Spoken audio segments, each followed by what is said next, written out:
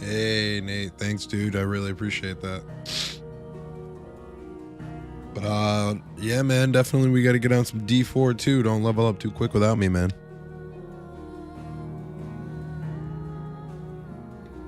But all good, man. You know, if you're around, if you're up in 2 hours, you know where I'm gonna be.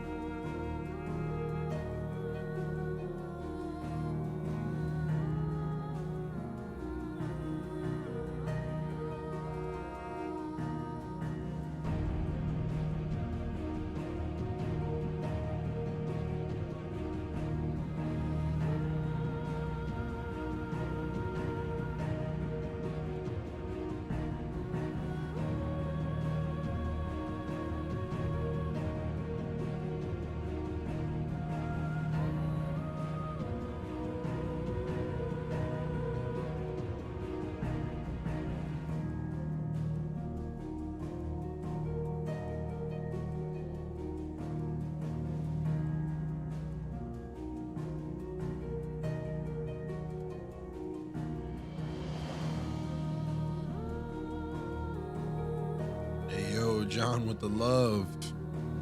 Appreciate it, my friend. Jack thought it was a 2-minute wait. It's a 2 hour. Yeah. It's 2 hours and 2 minutes. 2 hours and 2 minutes. But we get in there, you know what I mean? We just hanging out. Waiting for, I think, what one of the best games of the year is going to be. For sure. I don't know. The demo really kind of blew me away, so I'm expecting this to be a wild ride. And I don't mind staying up. I do have work in the morning, so it's not going to be a longer stream after the game comes out, but it's still going to be a good time.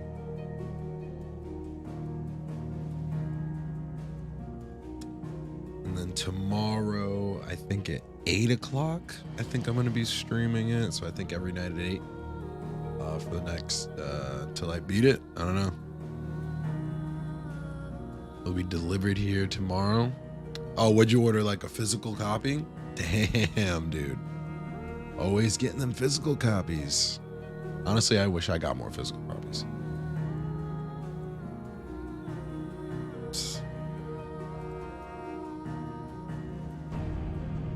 That's what's up, bro.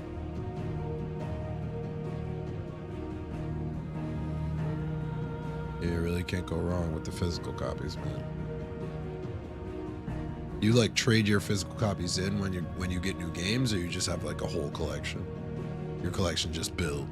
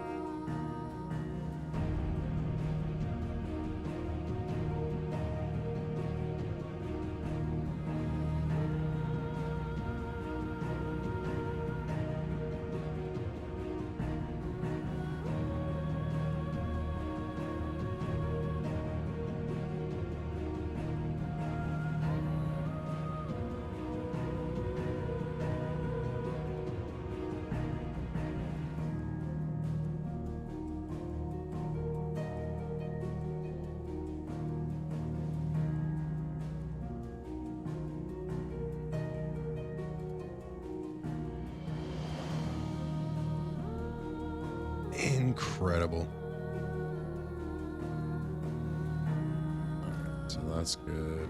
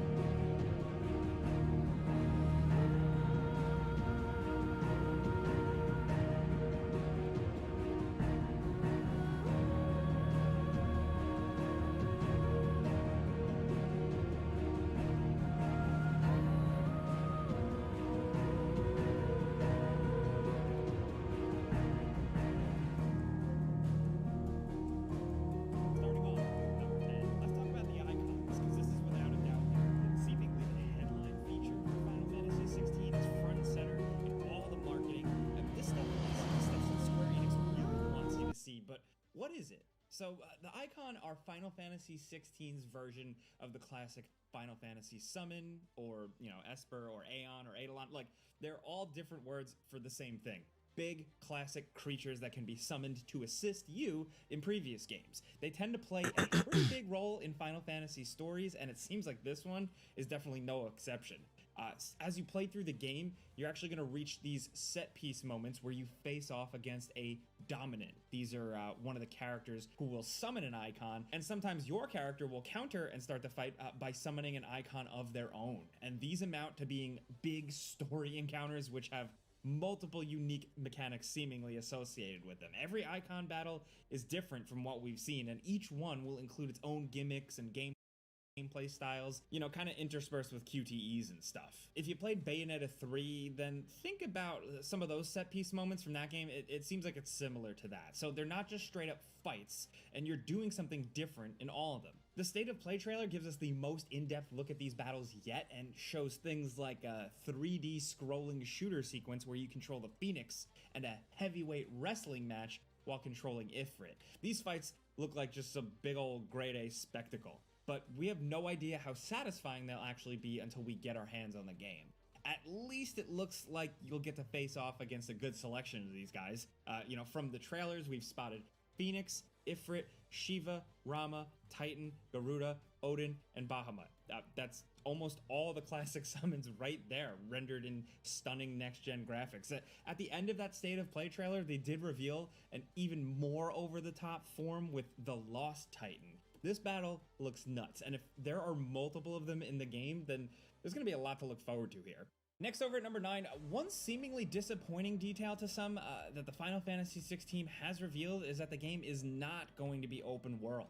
Instead, the world is split up into separate zones that you can freely access from a world map. These zones are unlocked by progressing in the story, and while that might sound a little old-fashioned, You just got Diablo? Hell yeah, dude. Really, really big.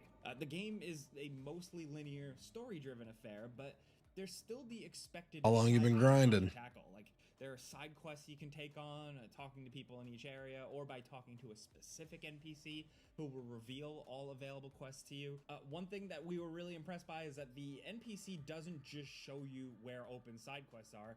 They can also be used to... PC version. Hey, that's what's up, dude. For all of you out there who don't like excessive backtracking, this game might have you covered. And along with side quests, there's also a hunting board similar to a lot of recent Final Fantasy games where... That one is tight. ...marks to hunt down. These are unique and difficult. You started playing it yet, or you keep dying even in the easiest tier? Hey man, it's not easy. You got to find that build that works for you. I went with a sorcerer build. I tried a barbarian, but it didn't work for me. So like I moved over to sorcerer and started making like an ice/fire class, and then the game just became so much easier. I think it opens up much sooner than that. And for those of you wondering, yeah, you can ride a chocobo in the game with the ability to dash and jump to make getting around easier. We knew some of you were going to ask in the comments, so yeah. Now at number 8, if there's one element of the game that's divided Final Fantasy veterans, it's this. Instead of controlling a party of characters like pretty much every Final Fantasy game up to this point, you know, excluding the MMOs, you only get direct control of one character, the main guy, the main character, Clive. Now, gameplay is entirely built around the fact that you only play as one character. Combat is closer to something like Devil May Cry than any other Final Fantasy game. Even the ones that lean closer to real time, like Final Fantasy 15 and Final Fantasy 7 Remake, play relatively slow compared to this game. And here, the combat looks fast and brutal and hard-hitting. It's a significant change that has the potential to really affect everything about the experience. It's so different, man, that like it leaves some fans wondering if the game will even feel like a Final Fantasy game. This is just a preview, of course. Like, we're just pointing out the information that's out there publicly, so we're not gonna say one way or another. Yeah, Source is Source definitely a good starting point. That's definitely the way to go. Even though you only ever play as Clive, you get to experience his story from 3 distinct periods in his life: as a teen, in his 20s, and again in his 30s. The story will jump around back and forth and have some time skips, and it should be pretty interesting. I mean, you rarely ever see the passage of time like this in these kinds of games. I mean, I know Final Fantasy 15 did it, but it sounds like this will be a little bit more involved. Now, next over at number 7, while you do only ever directly control the main character, that doesn't mean you don't get some help went from with people from time to time. On his journey, Clive can be joined by I tried the Ice Shard build. party members They said to do that like a from everything that we've seen in Red, couple I don't times. think these characters will fill out your traditional party member role. It just looks like they're closer to guest characters who will be with you for a while. I ended up not going that route and leave when they're part of the story. and going fire That's arrows in the beginning and then switched switched over. At best. But along with these companions, you also have Torgal. On Immortal, you started with Monk. I've never played Immortal. I just heard bad things about the cash grab situation in the beginning, so I just moved away from combat, you can give Torgal treats for being a good boy. The microtransactions. Pet him. So that seems pretty good, man. Now for number 6, let's talk combat. From everything we've seen, it's clear that this game has 2 central things, like they'll have you the pour story real quick and the combat. Combat looks mechanically pretty deep, challenging, and hard-hitting.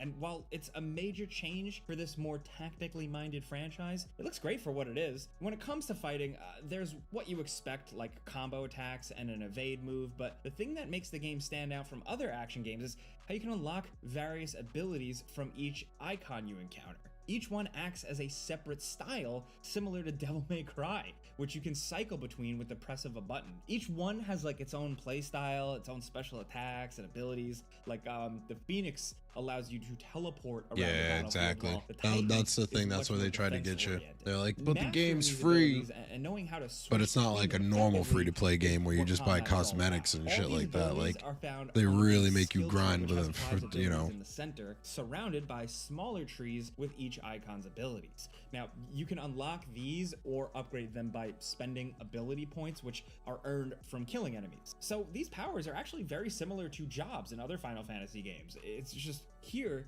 you can swap between them on the fly. Now, the amount of options you eventually get does look pretty overwhelming, so like there's also an option to just let the game decide honestly, how to I spend think skills for I you, think like I an played auto-spend. It looks like it's going to be a lot Diablo of combat here, 4 but the variety maybe, of I don't know, abilities should 10, 15 hopefully keep hours. things fresh. And then I was like, it's not really Next for up at me. number 5, the other major focus of And the then, game, besides the combat, For some reason, I played the beta for Almost Diablo every 4, trailer and I revealed just so kind of far like has fell been in love with it. dedicated to it, and it looks like a pretty major departure for the series. Producers have cited the recent God of War and Game of Thrones as pretty big inspirations, and that just doesn't seem to be talk. We've seen foul language, bloody violence seems to be all over this game, along with a good hefty dose of kind of like political medieval machinations. It reminds me of something like Final Fantasy Tactics or Tactics Ogre, where the story is more violent and cynical than your typical RPG adventure, and there's a great deal of time spent on a large cast of characters and their relationships. That doesn't mean there isn't the usual Final Fantasy stuff, though. I mean, crystals play a huge part of the story, yet again. One interesting wrinkle that was revealed in the 2023 PlayStation Showcase thing is that the Fallen is a lost civilization that apparently was responsible for bringing the icon into the world. So there's definitely some lore. And Final Fantasy games really love their like lost civilizations as much as their crystals. So it'll be interesting to see how these things actually factor into the narrative.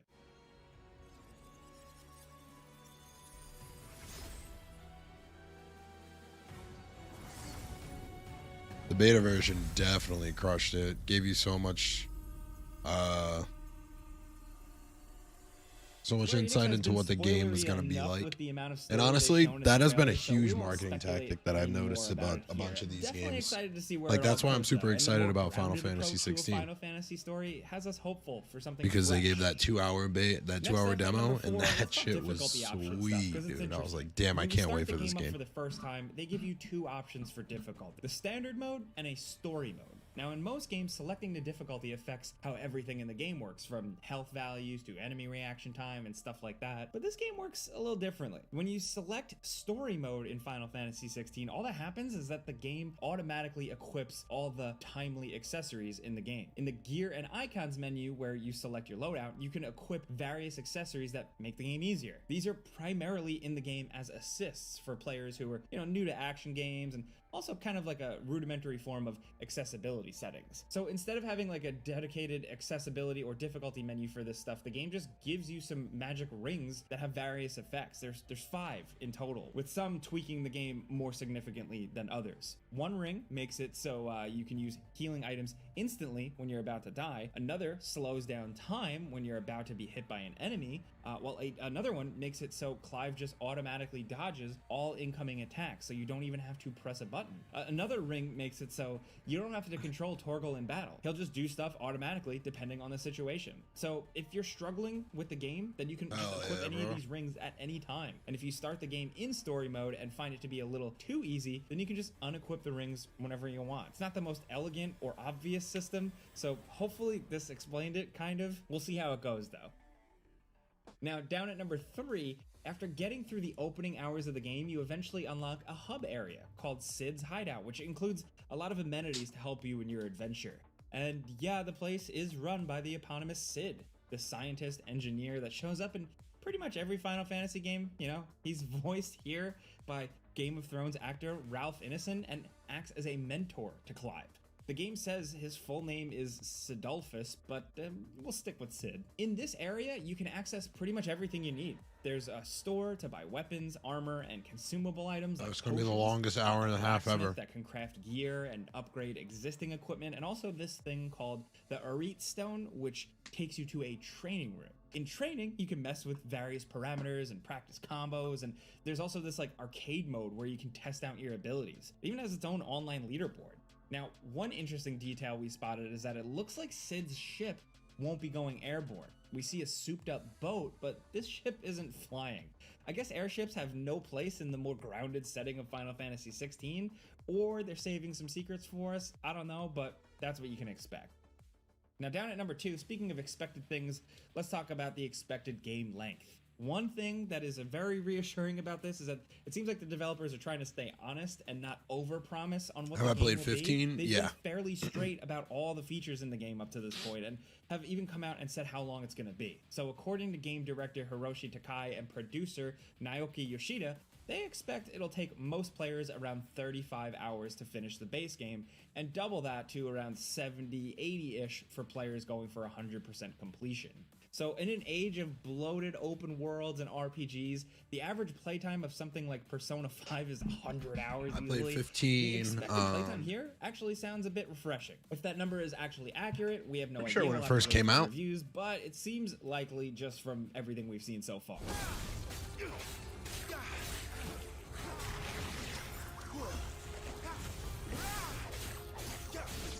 Now down to number 1, of course, the housekeeping. Final Fantasy 16 is dropping June 22nd, 2023, exclusively for PS5.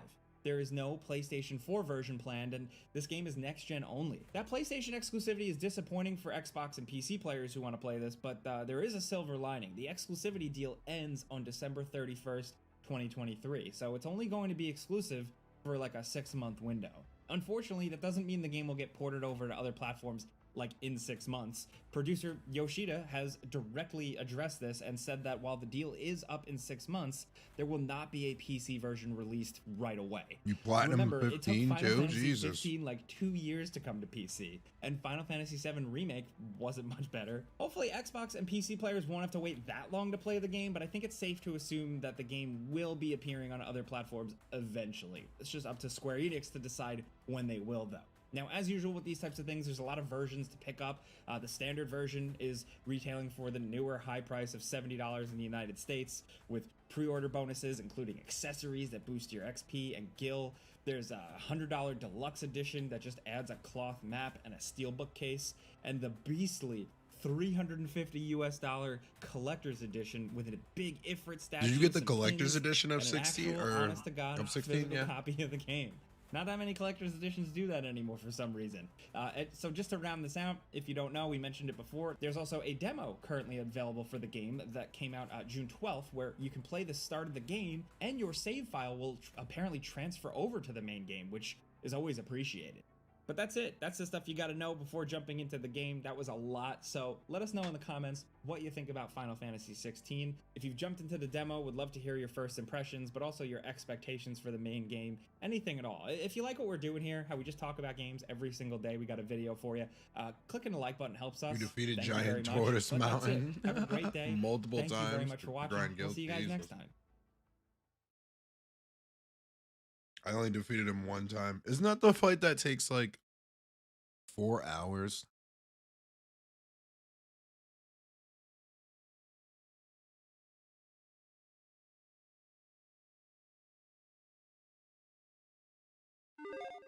Every month, GameRanks puts together the most notably strange stories coming from the gaming world. And hey, look at that, another month has passed. Hi folks, it's Falcon, and today on GameRanks, the weird gaming stories of May 2023. Starting off at number 10, oh my lord, look at this. So there's obviously always advances in graphical technology happening, and Unreal Engine 5 is just at the forefront in terms of real-time rendering. And now they've created a new approach called neural physics for hair, and probably things that are not hair, but hair is the thing that we've seen, and that's also kind of why it's weird. It was sold out. I mean, there's a when you went to couple go of buy it. reasons why this Oh, is that bizarre. sucks. Firstly, we're just looking at somebody messing with hair. It's odd to look at. Yeah, that but statue secondly, would've been sick. pretty damn realistic. They pull it up, it falls down in a really realistic way. They cut it, and it Jeez. becomes as ugly and weird as it would look like if you cut hair like that. Got a nice big chunk there on the top. But I mean, overall, think of how incredible this is going to be in a very short period of time.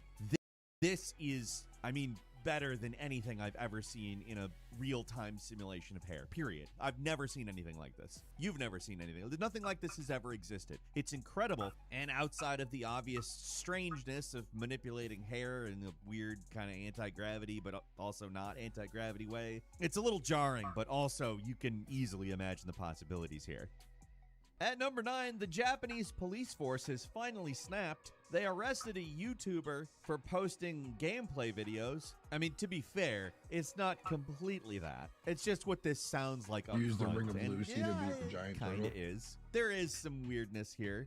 So he uploaded gameplay footage of a game called Steins Gate, My Darling's What was the Embrace, ring- which also what'd has that an do? anime adaptation. So there's two problems with what he did. Firstly, Steins Gate, My Darling's Embrace is a visual novel, meaning it's not a highly interactive game, and uploading it can actively serve as a substitute for playing it in a way that, you know, is dissimilar from like Dark Souls or Final Fantasy. Yeah, you can just watch the thing if you want, but it's definitely not the same as playing it. Visual novels, I mean, a lot of it, the player's just kind of reading the Let's Play of it, which is what you do in the game. Certainly if you're adding commentary that is critical or transformative in some way, it would probably be different, but he was just uploading this. So you could pretty much just watch it and take in the whole story if you wanted. On top of that, he intercut scenes from this anime, apparently, which that's just straight up copyright infringement, cut and dry. Now, keeping in mind most of the time what happens with YouTube copyright content stuff,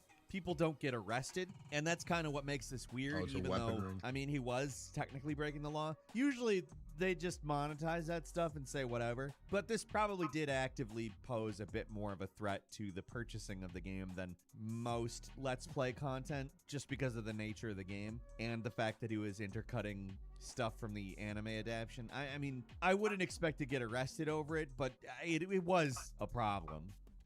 At number 8, the general manager of Crytek's Hunt Showdown presented a very strange statistic. So in a game in which you hunt the other players among enemies, obviously you can hunt enemies as well, but in a game where you can kill other players and it's a hunting game about killing the other players and the enemies, 40% of people who play this game Jesus have Christ. never killed another player in it. Now, to be fair, as The I Ring said, of there are Lucy. enemies, and there are a lot of them. It's a pretty large Gives part you of plus Hunt 3 Showdown. magic, plus And 3 according to sparring, Dave plus Fifield, 30 the attack general percentage, manager, he plus thinks a large 30 amount of those magic players are people percentage. who come in on free Incredible. weekends and don't Incredible quite get the weapon hang upgrade. of it, and they kill a bunch of enemies but not other players, which is possible, but that still seems like a pretty high number to me. In a game called Hunt Showdown, which implies very much that you will be hunting other players who are hunting you and may end up in a showdown, that more people would, you know, succeed at it.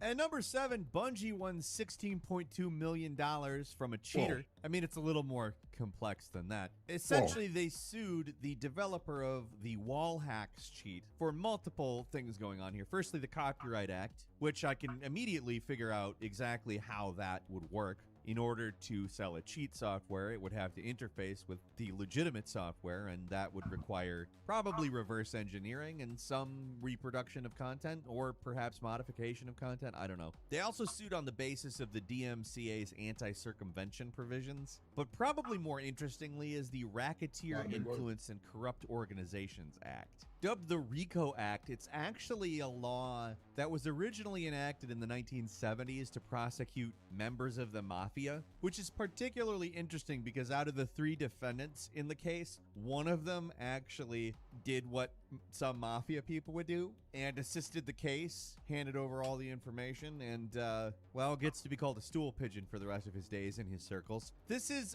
another in a sort of trend in which more and more of these cheat organizations, some of them are actually companies. This one was a company in Canada, although the defendants were not all from Canada. One from Denmark didn't even bother coming to the court hearing. And number 6, here's one of the rare times I'm going to just flat out agree with a CEO. Not only that, a CEO, one of the biggest gaming companies in the world, which is known for kind of milking money. If you've ever played Grand Theft Auto Online, you know what Take-Two is capable of. But he came out and he said something just completely agree with. You know, I'm very pro AI. I think AI is an incredible tool and will take us into areas that are previously unheard of. But this is something that I just completely AI is scary. 100%. I don't want AI. In an earnings call, Strauss Zelnick was taking questions and had this to say. As you know, I'm usually a skeptic when others engage in hyperbole, but in the case of AI, I'm pretty enthusiastic. I'm all First set. of all, despite the fact artificial intelligence is an oxymoron, it's machine learning. This company's been involved in those activities, no matter what words you use to describe them, for its entire history, and we're a leader in this space. While the most recent developments in AI are surprising and exciting to many, they're exciting to us, but not that surprising. Our view is that AI will allow us to do a better job and a more efficient job. You're talking about tools that are simply better and more effective tools. Pretty in line with what I just said, but he goes a step further, and this is where it really hits. Somebody asked if there's going to be some majority AI created game in the future, to which he responded, I wish I could say the advances in AI would make it easier to create hits, but obviously it won't. Hits are created by genius, and data sets plus compute plus large language models does not equal genius. Genius is the domain of human beings, and I believe it will stay that way. Hell yeah, my man. This is exactly in line with what I think on it. I mean, I haven't talked about AI on this channel a whole lot, but I see it as the next generation of tools that will allow human beings to do amazing new things. It is not conscious, it is not sentient, it's not going to take over the world, and it's not going to replace creative jobs. It might shift them around, which will probably involve certain people losing jobs. The jobs are just going to be different. I suspect that AI is going to end up making more things possible at a similar quality to what people already expect. And it's just nice to hear some huge CEO just advocating for people, artists, game developers, as A, really where the best parts of a game come from, and B, genius. I just feel like we don't have enough executives recognizing exactly how incredible the creative people in their companies are. And it's nice to see that, even if it's in the context of something else. And number 5, Ubisoft is getting into NFTs with what they're calling smart collectibles. So they're going to mass produce these little cubes that have Assassin's Creed characters in them and then tie them to NFTs. Because mass produced an NFT, that makes perfect sense. But they're calling them digital souls. So this little plastic guy is tied to an NFT that you can activate on your mobile device and use the soul customizer, which we could also say clothes changer. Also, you can switch out things like weapons, the pose of the digital character, not the plastic guy. Weirdly enough, it seems like a lot of news outlets didn't cover this that negatively, and that's insane. Who the hell wants, like, honestly, seriously, if there's anybody who actually wants such a thing in the comments, I'm interested in why. I think you're gonna lose the little dude. And then the NFT is just like in your mobile device until it isn't anymore. I don't know. What's the point is what I'm saying. It's not a particularly large collectible. It looks tiny, so it's not something you can display. And even if you could display it, you couldn't display your customized character because that exists only digitally. I hate it. And number 4, somebody hand-painted a resin-printed Elden Ring chess set, and it is glorious. It's only weird, mainly because I don't think this is something I would have thought of at any point. Also, it very weirdly looks like not strange at all, like chess as Elden Ring. It actually looks beautiful and like a actually legitimately old, cool chess set. Apparently, you can do this very easily. Like, there are chess pieces that are out there you can print, but the hand painting of it just puts it over the top. And number 3, Doom 2 RPG has been ported to PC by some fans 13 years after it was released on the Java phone platform. It also came out on Windows Phone, BlackBerry, and probably most notably iOS. It's the sequel to the original Doom RPG, which was a Java-only Damn, dude. thing. And knowing what The hell Java happened on kind of Blackberries? is, and knowing that these are pretty old Java games, it obviously looks like Doom, but it incorporates various RPG stalwarts. The combat system, probably the most obvious, that does not look a lot like Doom. Certainly, if it looks like Doom, that's the worst game of Doom you've ever played. The original Doom RPG had a story that resembled Doom 3's, however, wasn't Doom 3's story, and Doom 2 RPG, not super unlike it. I mean, they both take place on ships, I guess. You move around square by square and, well, deal with things going on. There's dialogue, there's, a lot going on. And I remember playing these games when they came out. They're actually fun. It sounds like a bizarre thing to say almost, but they work. It's actually enjoyable stuff. Is that the weird part? Maybe. But I think the weird part is that it took this long for some fans to be like, oh, let's actually go ahead and port this somewhat janky RPG and its sequel based on Doom to PC, where it's going to be extra janky to even try to get it to work, but it's also kind of fun and worth it. At number 2, CD Projekt Red had to confirm that they were not, in fact, being bought by Sony. Again, this has been something they've had to confirm more than once, but there was a pretty big rumor going around about that purchase, and in response, on a investor call, CD Projekt Red's CEO said, "Nothing has changed on our end. I can repeat what we've been saying throughout the years. CD Projekt Red is not for sale. We want to remain independent. I believe we have an excellent strategy, and it's very exciting to follow our path." Straightforward, I would say. But there is a reason why people think that these types of things are happening. Sony has been really buying up a lot of bigger studios. Bungie is probably the most notable. To have Sony own Bungie is, hilarious, honestly. But to say they've snagged up a few more would be a pretty big understatement. Still, CD Projekt Red is asserting that they're just not interested in being bought by anybody, which is cool. A lot of the time, you kind of just wish that more of these studios were like that. If they're doing well, they're self-sufficient, and it's not important to sell for it to stay in existence, they shouldn't, in my opinion. But that's me. Apparently, it's also CD Projekt Red, thankfully, though. So, good on them. And finally, at number 1, we open with Unreal. Why not close with it?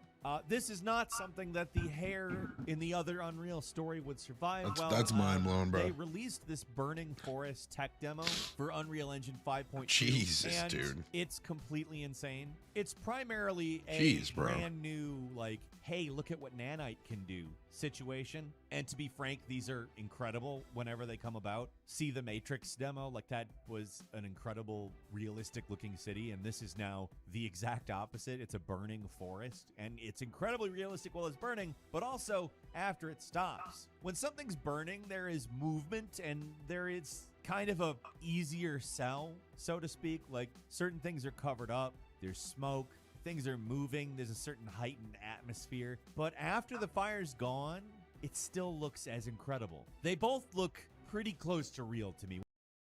One of the reasons it looks fake is the first person, I'm in a game perspective.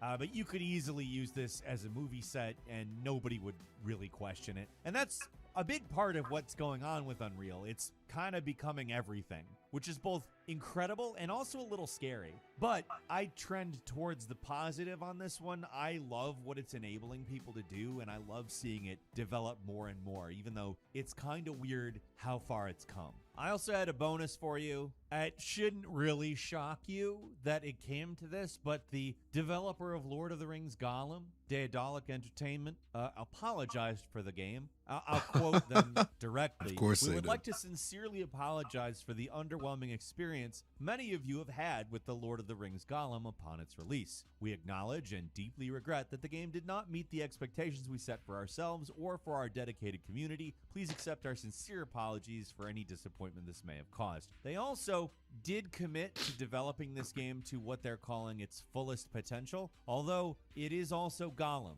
This game isn't exactly a hugely complex framework that, if only they developed it to its full potential, would have been much better. I don't know. We'll see. I like that they're at least trying to make good. It would be very easy for them to sort of skirt off with the money that they made from the game and just, not fix it. So that's nice. I will say it's still kind of shocking that they released a game in that state. Not even that it's the biggest mess I've ever seen, but it's just not a complete game. Like, it's such a half-baked idea that everything that's good about it is just surrounded by weird, incomplete feelings. But that's Gollum. It's also the end of the video, so leave us a comment. Let us know what you think. If you like this video, click like. If you're not subscribed, now's a great time to do so. We upload brand new videos every day of the week. Best way to see them first is, of course, in the description. So click I love subscribe. game ranks. Don't forget to enable notifications. And as always, thank you very much for watching this video. I'm Falcon. You can follow me on Twitter at Falcon the Hero. We'll see you next time right here on Game Ranks. Oh, yeah, boy. Honestly, can't wait for this either.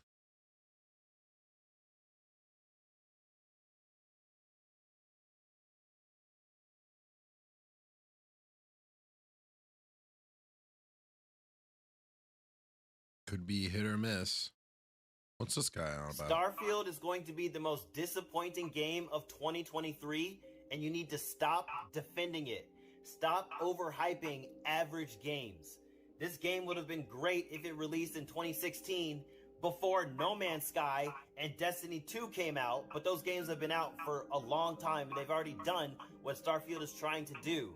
And there is no excuse for why Starfield needs to be locked at 30 frames per second on the most powerful console in the world. Are you out of your fucking mind, Bethesda? Your games are not known for their graphical fidelity.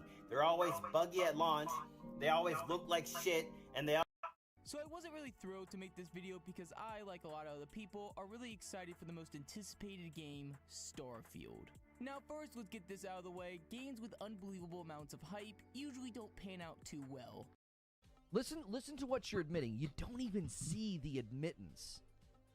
As you defend what they did with ZeniMax, you justify Sony's concerns. You don't even see it. You fight tooth and nail. They had every right to do that. Yeah, Starfield is going to be a part of Game Pass. Well, you just justified Sony's concerns because Microsoft is using the exact same argumentation with Activision Blizzard, which means they could do the same thing, and according to you, they'd have every right to do it. You just justified all of Sony's concerns, and you don't even see it. The stronger and the harder these people defend Microsoft and Xbox and what they did with ZeniMax, the stronger you're actually inadvertently arguing in support of Sony's concerns. You just don't. But it is something to note that they're trying to do something very technologically, let's just say, heavy this time around, and they're doing it with an engine that has been outdated consistently for over a decade, and that gets me a little concerned, especially when you reference bugs. Okay, all right. All these people are shit talking it. I mean, I know it's not going to be like the best game ever, but I am excited for it. It does look, it looks entertaining. It looks fun. It looks like it's going to, grip me for a little while, and it's on Game Pass, bro. It's essentially free, right? Like, Game Pass is like what? $9 a month. You pay $9 one time. You play the game. you cancel Game Pass. You just played the game for 9 hours. Let's say the game takes you 40 hours. That's literally 50 cents an hour that you just paid to play this game. 50 cents an hour. What more do you want out of something? You know what I mean? You go see a movie for $15. It's $13 a month. Okay, even at $13 a month, even if the game takes you 40 hours, that's like what? $1? You know what I mean?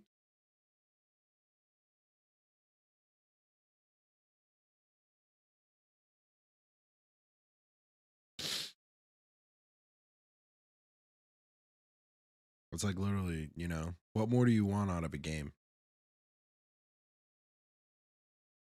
For $13, you paid that amount, and then for 1 month, you just play the game.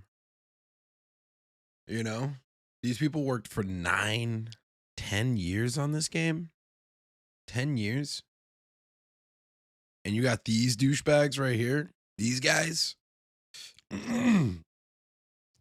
these kings of chromosomes right here. Talking about how lame everything's going to be. I don't know what this guy's talking about. To those who defend Xbox making Starfield exclusive. Oh. Whatever. Xbox paid to make it exclusive. It is what it is. Get yourself a computer or an Xbox. It's not technically exclusive if you have a computer, which this guy definitely has a computer. Like, the only people that are missing out are the PlayStation guys. Like, and Switch people, they really don't care. You know what I mean? I've rarely met a guy who plays the Switch and was like, oh man, I can't play. It's not, you know what I mean? They just don't do that. This guy, holy shit. This guy's going bananas. What's his problem? But you know what I mean? $13, bro. $13. Fucking $3.07 a month. $3.07 an hour. What in God's name? What in God's could you do for $3 an hour and get that much enjoyment? And maybe you're not getting enjoyment. Maybe you only play 10 hours, but even still, that's even cheaper for you, dog.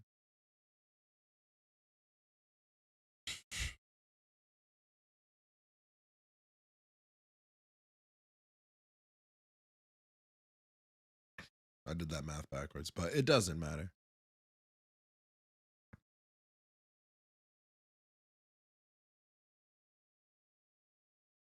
Damn, bro, we're getting there.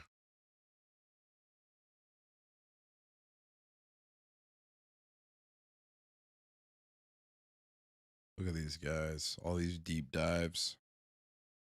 Look at this intro, 30 frames per second, loot system. You know what, dude? I played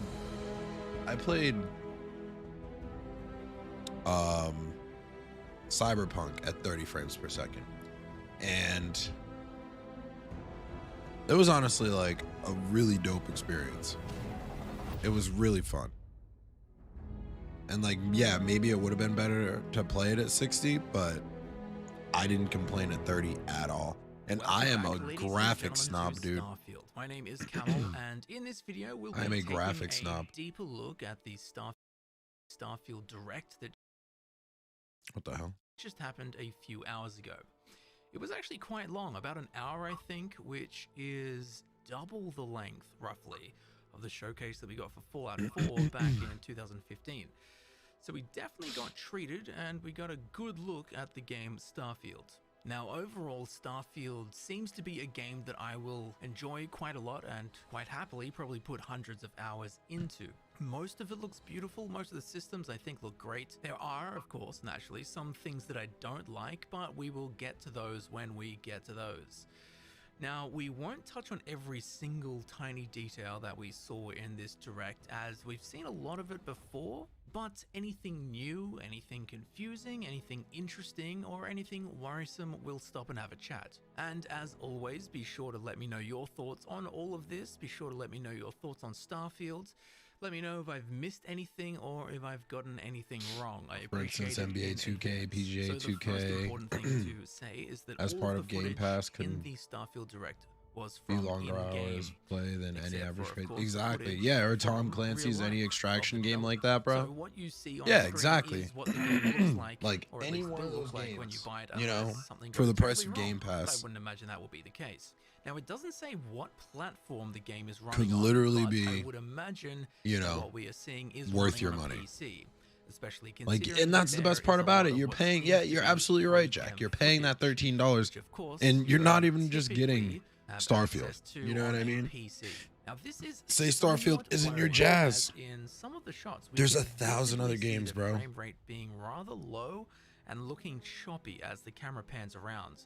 Now, I did actually count the frames in some of these shots, and all of them are actually running at 30 FPS, which I've been told is an acceptable frame rate for modern games.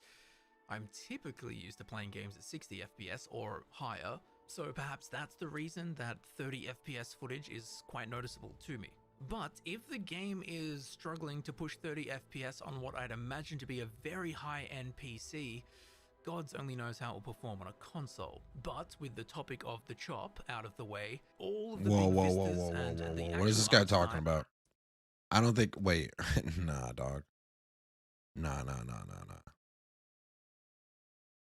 I don't think it's, they're not locking it at 30 FPS on the PC, guy. What are you talking about? You think this is on the PC? Bro, come on. This is definitely being Well, ran on an Xbox right models now. that we're seeing all look beautiful. I think the lighting is really well done. Whether we're looking at several planets in space or looking at something really closely on a table, all of it looks really detailed and pretty clean. Now, the UI we see in-game, I'm pretty sure is just about identical to the UI that we saw last year in their showcase then. And quite early into the Starfield Direct, we actually just get straight up gameplay, which is welcome. It's very easy for a developer to get big cinematic shots and very specific things, but footage of just someone running around, that's always a really good gauge of what the game will actually feel like. So I'm glad that they added a bunch of that in as well. Now, while we do see player Yeah, enemies bro. being Final moved Fantasy throughout X, this even Final Fantasy showcase, X, bro. after Todd takes out the settlement of spaces, we see him loot a corpse. And this is where a loot system that I'm not a fan of is revealed actually here. In previous There's BGS millions of games that I've except for gotten Fallout 76, I believe. so many When hours you out of. killed an So many enemy, hours, the bro. items that were lootable off them were literally the items that Age you of could Empires see on 4? them, plus anything that I was think hidden I in their played that for inventory. 70 Point hours. being, if you see someone with a That cool kid, that was a hat, Game you Pass could kill them, exclusive. loot their corpse and get that cool hat. Well, here we can see that the loot available off of this Spacer's corpse does not include the armor that the Spacer is wearing, and we see this quite a lot. The weapons and ammunition Bro. always seem to be there, but the You know what I armor, mean? the clothing that enemies are The wearing, Outer I Worlds, don't that think was a in Game any Pass way we see it exclusive, as a bro. I played lootable the hell item. out of the I Outer think a loot Worlds. system like What was this a makes 5, sense bro? in a I game played like that for Fallout at least 76, 40 which hours. is, you know, an online multiplayer game. Let's say there's an enemy that spawns and they're wearing It's an the best amazing armor in the value. game. Well, someone could stand there and kill them and log out and load back in and kill them again and get 100 versions of the best armor in the game, which could be problematic in an online game. But in a single-player game like Starfield, this loot Yeah, dude, problem AoE doesn't too. exist. If someone wants to keep refreshing That was the their phone or original. whatever I to definitely put in a keep ton of dropping hours the there. best armor, they You know can. what? It's a single-player game, I'm doesn't just matter gonna the say it. game. So I don't know why they've Solitaire, man. implemented this more online Solitaire. system I put into a in single-player game like Starfield. I feel hours that and the previous hours and Fallout hours of the Fallout Game Pass 4 edition of and Morrowind, I believe, Solitaire. and Fallout 3 would be much more relevant and rewarding for Starfield. I went hard on Taking out that an game. enemy that's wearing cool armor. I love cool 'cause Solitaire. You're like, oh yeah, I can loot his corpse and get that armor. Well, it doesn't seem to be that way, which is a shame because that loot system is one of the wonders of BGS games. Anyway, soon enough, we see the player interface, or the data menu as Todd calls it. This is where we can see basic information like our skills or the planet that we're on. We can see information about our ship or our missions, and of course our inventory. And here we actually see the inventory. Now this is pretty self-explanatory for the most part, but I thought it worth mentioning that there are items marked with love hearts. Now, in previous games, these mean that the items are favorited for quick access. Therefore, I would imagine that this confirms you can favorite items. Not that anyone thought that wouldn't be in the game, but this just confirms it. Now, this white triangle in the top left corner of the item window, I believe, means it is an equipped item indicator. Then over on the right hand side of the screen, we have all of the stats for the weapon or the item in question, which is always welcome, as I do like numbers. And we see the same stuff in the armor tab, items on the left, stats on the right. Next, they head over to the food items, which seem very akin to Skyrim's food items. That being that you get some food and you can consume that food to restore a tiny amount of health. This is fine, but I do hope that they have a cooking system or something of the sort in game, in which you can gather a number of ingredients to cook a more powerful food item to give you, the player, a powerful, long-lasting buff. This would be much nicer than food just being something that you consume to get a fraction of your health back. You know, in Skyrim, you get hit hard and then you go into your inventory and eat 50 cabbages and 20 wheels of cheese to get your health back up to scratch. Again, that's fine, but I just hope at this point in gaming, there's a more in-depth, fleshed out and beneficial food system than these food items simply being an extremely weak restore health option. Now next up we see our star map, but more importantly the planet information HUD. This is pretty cool as it gives you basic information of the planet, like what resources are on the planet, how much fauna and flora. Pinball was where it was at. Hell yeah, bro. Oh my god, how can we forget about pinball? But we're talking about Game Pass games, Xbox Game Pass games, like on the PC. You can have a look around. That's what we were rocking with. And find a planet or moon that has. And hell yeah, Solitaire, dog. You know what it was? Come on, you remember playing Solitaire, Spider Solitaire? Oh, those are the only two Solitaires I played. We will see more of this later on, but I do. Those are like the this only two, system but those were because the it means best. that there is a permanent benefit to wandering around and fully scanning. Those were my and jams, surveying every baby. location that you travel to, which as a system for players like me who like collecting everything and filling every sticker book. You remember the Solitaire decks with the polar bears on them? And you had the other Solitaire decks with the spiders on them. Pretty sure the other one was Spider Solitaire. That we're in. The white circle in the middle is the star. I had and Forza the Motorsport medium Solitaire gray deck. circles are the They were planets integrated. surrounding that star. They were And doing the care. even They were doing freaking smaller gray circles above each planet integrating are how many games, bro. moons that planet has. This is a very nice, simple visual way to get a fairly decent amount. I'm gonna of try to information pronounce that, about but I'm pretty sure that's you know, the corner Mahjong, of right? space that you're Is that what? currently Is that? in. For I thought. example, you can see I which didn't know there was a planets D have in that traits game around the or an map. You H. can see key locations to visit, whether there are missions Or to a G complete, or on the flip in the side, name you of can that see game. which locations aren't worth your time. I didn't know any of i.e. that. They're barren. You know, no resources, no quests, nothing to scan. Forget it. Now, when we pull out from here, we get to the galaxy, where we can select and travel to Damn, this other is solar not systems. good. Every video I put on of I think Starfield that's is what just people protocols shitting are. on it. But we can only travel to other star systems provided they are It's like- in the range of the. It's like ever ground since jump fucking of our Cyberpunk ship. came What does out, that mean? everybody Well, is over here we can mad see that the Jong. jump range of I our don't know. ship is 20 Is that a light card years, game? and that the distance to the selected system is 14.884 light years away. Am I just So slow? we can do this trip in one jump. Now, it would also appear that you can travel further than your ship's jump distance, provided answer you have that. explored the route previously, i.e. you've been to every star system in between where you currently are and where you want to go. As here, we can see that the trip is more than double the distance Chinese that our board ship can game. jump. But it does also Yeah, say yeah, that yeah, you yeah, can yeah. do it Mahjong, if right? Is that the three one with jumps where you have don't do like so. Whereas here, trying to travel to a system along a like the route of little, star glass systems that balls? we have not previously explored, well, we can't do it. So we will have to explore star system by And it's star like Chinese system checkers, rather pretty than just much. starting the game and instantly hyperdriving to the other side of the galaxy. No. You will have to work your way there. But that's fine. I think that's quite nice. Now, once we get to a planet and we want to land on it, much like a fast travel location, Skyrim or Fallout 4 Blocks or of Fallout ivory. 76, we select from the Blocks? available locations on the planet to land our ship. Pretty simple and intuitive. It's what you'd expect, really. Now, for the next couple of minutes, it's all about the major cities and the factions within them. I don't really think there's any new information. Nothing groundbreaking, so we'll just skip ahead. I've never heard of the Throughout one this, with we blocks. do see a lot of alien creatures that, quite frankly, do look ironically and fittingly rather alien. but alien in a way that doesn't really feel right. As again, to Oh me, man, all almost the an aliens hour, look a baby. little Almost AI an hour. generated, Let's almost like go. the developers designed different body parts of aliens, like here are some crab legs, here's a weird body, here's a weird eyes, stuff like that, and then some kind of game system just glues random stuff together. It's like For Chinese example, casino. this seems to be a giant praying mantis body, and then just like has a blue flower as a head. As a whole, it doesn't look like a creature that makes sense slash someone sat down and thought about and designed. Now this may not be the case, these may have all been hand designed, I don't know, but it does feel like everything is an insect, a dinosaur, and a random object randomly mashed together. If we look at a series like The Elder Scrolls or a series like Fallout, there are fantasy made up creatures in it. But those fantasy made up creatures, they feel real. They feel like they belong to that environment. They feel like the way they're designed, the way they've evolved has a purpose. It feels legit and immersive. Fuck. Whereas with these Starfield alien creatures, I don't really get that energy. Anyway, moving on from the strange aliens, later on a question that I've had for quite a while was, is Earth in the game?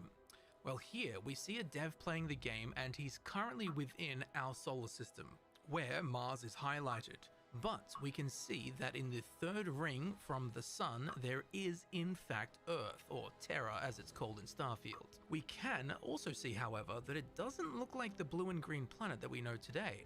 It would appear that something terrible has happened to Earth, which has led to it being just a big beige ball. Perhaps the Elder Scrolls 6 took too long to release, and an Earth-wide riot destroyed the planet. It is possible, and it might happen IRL. But regardless of reason as to why Earth is all screwed up, it will be interesting to head there and figure out what's happened. Soon enough, in the Direct, we get to the character creation options. Oh, this is boy, pretty let's cool, go. and they have implemented the Elder Scrolls Online Hey, style yo, of Johnny body boy, slider what's circle. good, Now, brother? I do wish that they had added I'm doing other great, body man. I'm slider doing options great. like the Elder Just sitting Scrolls here Online watching some has. videos, You waiting create for a general body shape waiting for with Final the body Fantasy slider 16. circle, but then How you doing, can bro? change the size of your arms or your chest or your buttock, or how big your feet are, or how big your legs are, or your waist or shoulder width or neck width. All these things. I mean, it is actually pretty simple. There's like 10 sliders, but it makes a huge difference. And I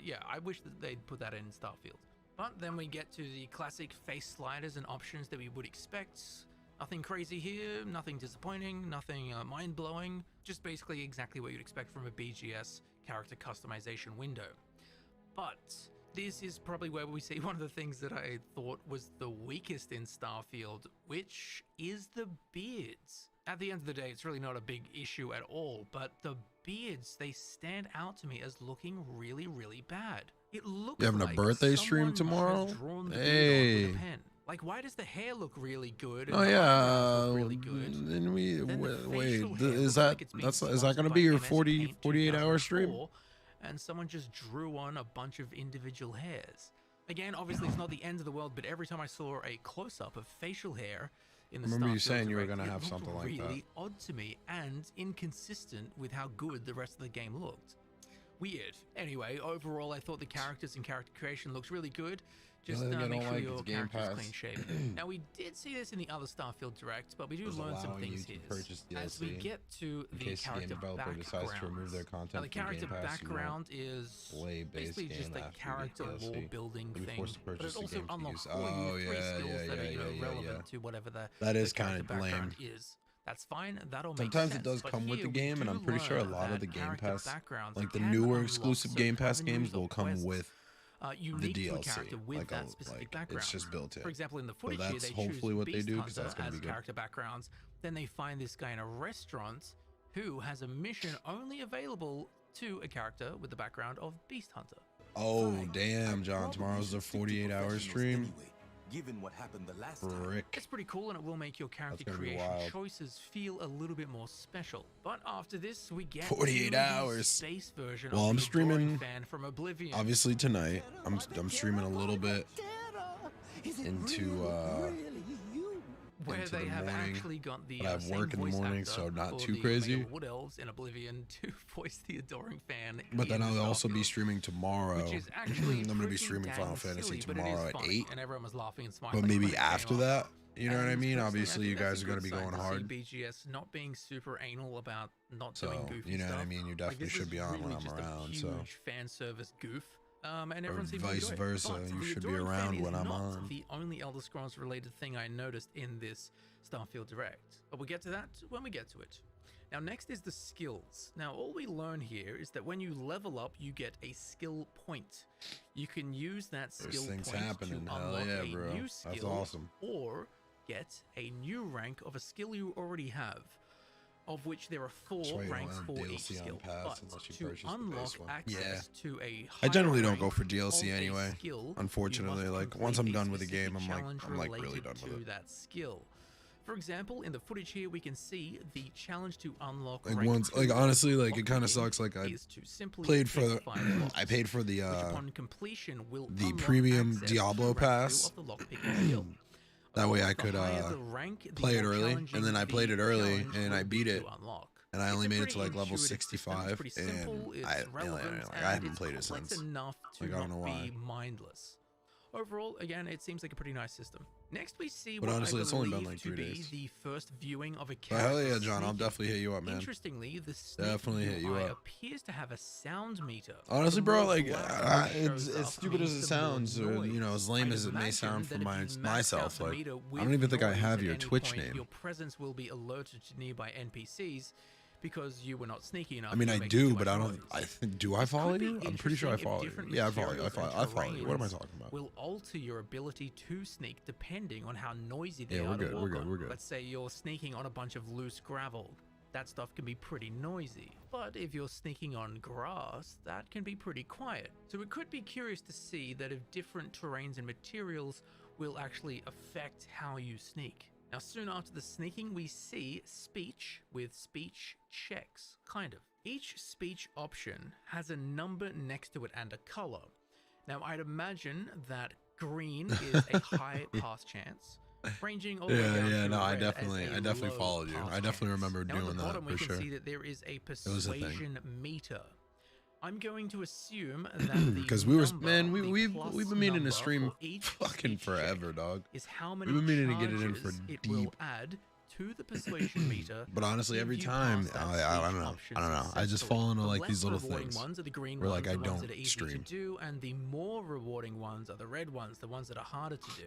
And as we see here, the +3 speech check is passed by the player. And But, like, the I'm in it to win it, persuasion man. meter Like, I've been fills the final I've been bar kinda, of the like, pretty speech/slash consistent. persuasion challenge is completed successfully. Damn, don't know where that came from. Pretty interesting system, and it seems oddly nostalgic, yet somehow completely new. I don't quite know, but it seems like a good system. I am curious to see I don't know, man. We're however, gonna get it if in. certain speech options 59 minutes, will become boys. 59 easier minutes. depending on if you have Let's a really go. high skill in, let's say, the topic of that speech option or something like that.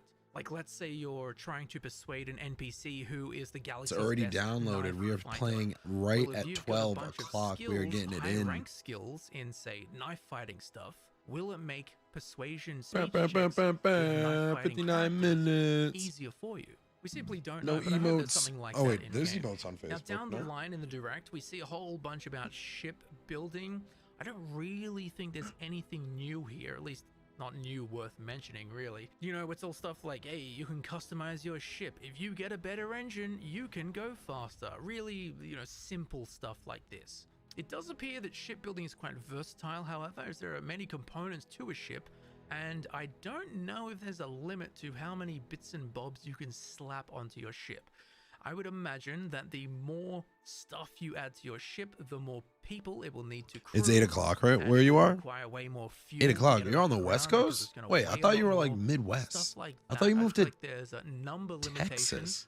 But in terms of like a bar that you fill, like you can only have a maximum of 20 components. Not per ship, Texas. I don't see anything like that on screen. So I guess if you can get your ship One off the time you ground, pre-ordered you can Gran basically Turismo make it as 7 big as and it you was want. delivered As 2 well, days we do before see a lot of, release. you know, What, standard-looking dude? spaceships. We You do see wish the that happened dev-made, with Final like Fantasy. Optimus Prime looking spaceship. So again, it does seem that the shipbuilding is quite versatile. Soon after, we learn that crew and companions have skills, and their skills can affect how the settlement or ship that they are assigned to functions. That's pretty cool. For example, you might find a guy with a really high piloting skill. Well, you probably want to put him in your ship. Or if you find someone who's really good at mining, Goddamn. I don't even know if mining Arizona, is a yeah, simple example. brah. You find a guy who's got a really high skill in mining, Even- well, you probably want to put him at your settlement. Even where still, you mine though. ore. So you will want to pay attention to the Even skills still. your followers and crew have. I thought so Arizona that you was. can assign them in positions I don't know why. where it will be most advantageous for you.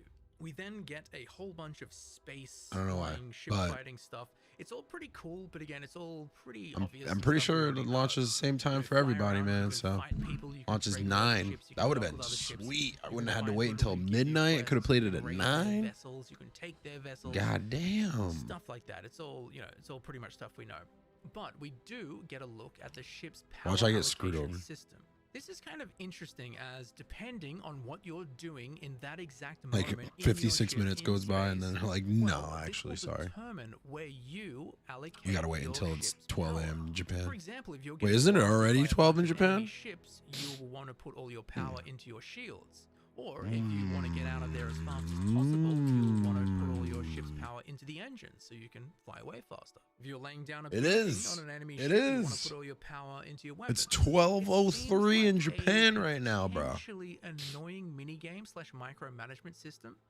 But I also think that it seems like a potentially quite 12:03, fun dog. system to create, somewhat of kind of dance during space encounters. God Where damn. you're not just moving left to right and holding down shoot. So only time will tell, but looking at it here, I really feel like it could go either way. Now we do get a look at a skill called targeting systems, which lets you specifically target specific sections of an enemy craft. It's basically like VATS in space. This is pretty cool, and I like that there's actually skills that make you Okay. better at space. All right.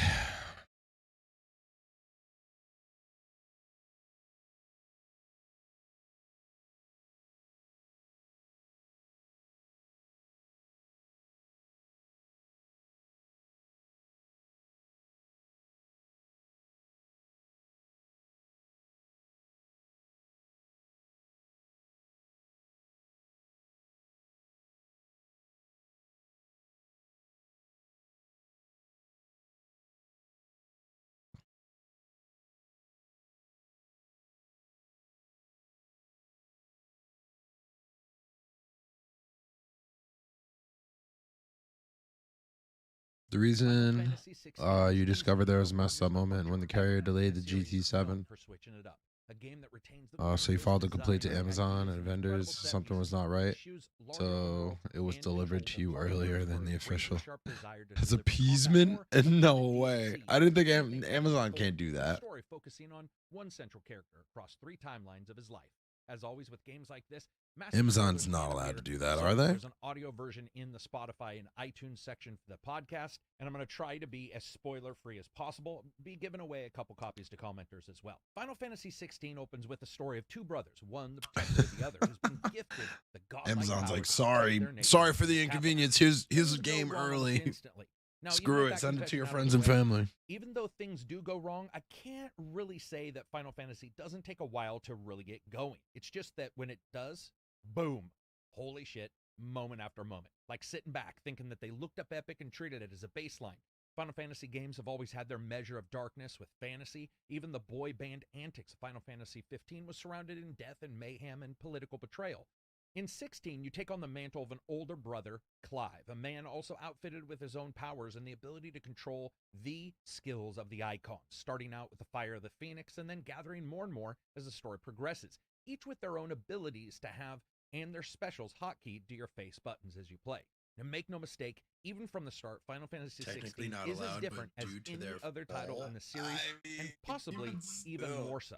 First, the tone is decidedly more dark, a Game of Thrones style, though through a Final Fantasy lens. Replace the Lannisters and other brooding, bloody leaders, and instead the game focuses more on those below them, or who work for them. The warriors, the dominants, the men and women misused under the rulership of lords fighting over lands.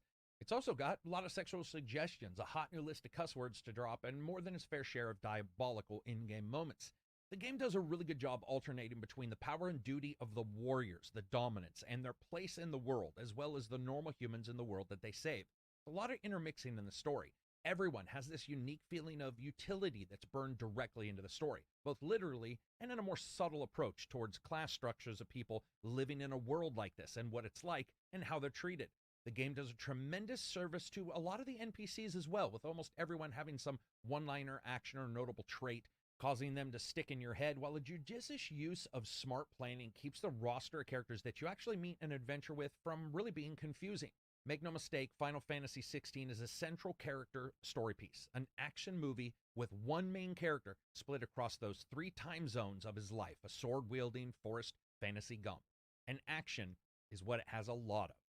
Final Fantasy XVI wears its DMC creator's roots and DNA all over itself, drenched in it, for better or worse. 16 doesn't lean towards action, it directly falls over into a barrel of it, especially compared to the rest of the titles. And while that may not be for everyone, those who have it, like it, and will end up engaging with it will find a ton of modes and moves that replaying the game may end up being one of the better experiences in Final Fantasy for it. And that's helped by excellent control. Clive himself is controlled very smoothly with a dodge system that lets you perfectly dodge and do extra damage on return attacks, as well as a series of other types depending on the icon power that you're wielding at any one moment. Clive doesn't switch classes in the game. No one does. In fact, classes aren't really handled in any prior way that we've seen before, but instead some characters you travel with have powers that could be considered slightly a pseudo-class, but nothing that fits the prior games in form or function. What that does mean is that all the inside builds and skills and items and ideas that the prior games may have had or may not have had are certainly not here. It's all about Clive. And when it comes to battle, he has those icon skills. Now be aware that those are special skills, power skills if you will, with the same weapon combo not really changing. That doesn't mean those icon skills don't change it up. You can put different ones that cause enemies to be pulled from their feet or grapple smaller enemies to you, fire giant fiery uppercuts with flame wings, or deflect incoming projectiles and then dive in. And you even later get power gauges for devastating combos that reward not only good players, but also at the same time a bar for if you get hit, rewarding those players who maybe aren't so good. Juggling and cancels are also included, but not to the extent of a full action game. Still far beyond anything we've seen before in this series though. And that may be a subtle weakness or a perceived one for this game. It's not noticeable a few hours in, but as you continue to play, it slightly begins to poke at you that something's off. The game tries to toe a couple lines, tries to keep prior fans engaged with some magics and abilities that remind you of the past titles, but it also really does want that combat single-player mode. Team focus are pushed away. Okay, I can't watch this right now. Please welcome to the stage the creator of the Game Awards, Jeff Keighley. Hello, everybody. Welcome to Summer Game Fest. Jeff, it's me, Kojima. Hello. Jeff, hello. Hi. Fable? Wow, Fable. Mortal Kombat 1? Did someone get confused? You guys are on like Mortal Kombat 59. He created a brand new universe. Oh, he created a brand new universe, of course. And this universe, this is why we're calling it Mortal Kombat 1, is because I get it. this is the brand new universe. Sub-Zero and Scorpion are brand new universe. Brand new universe. You'll see a brand new universe. In the middle of a combo, they'll have brand new universe. We really love the brand new universe. This is why we're calling it Mortal Kombat 1. Is I get it. Well, speaking of brand new universe, after you do that, there's a second brand new universe. Now you're losing me. Which are a whole new, completely different brand new universe. So we're just kind of rebooting, and that's what the 1 is for. Oh. Just like Xbox One, confused as original Xbox. I don't know how Yeah, this yeah. happened, but Dead by Daylight. How does this happen? Well, Jeff, money. Now, Money. the topic and descend into Pinocchio. Is this, can you tell, is this an Osborn Venom? Can you tell, what's the origin of Eddie Brock Venom? Or Who is Venom? Dude, who is Venom? You are making the Spider-Man game. Venom is one of the biggest enemies in the Spider-Man kingdom. Right after Big Wheel. How do you not know this shit? A cozy life is just around the corner. Grow crops in your garden. Cozy survival crafting game. Cozy farming and crafting game where you breed and collect frogs. What kind of coziness will you choose? Cozy farm sim genre. We all like a cozy game. Wow. Farm farm sim. The only farming I'm doing is plucking the Pikmin out of the floor. All right, now we're going to look at an exciting new mobile game. Angry Birds.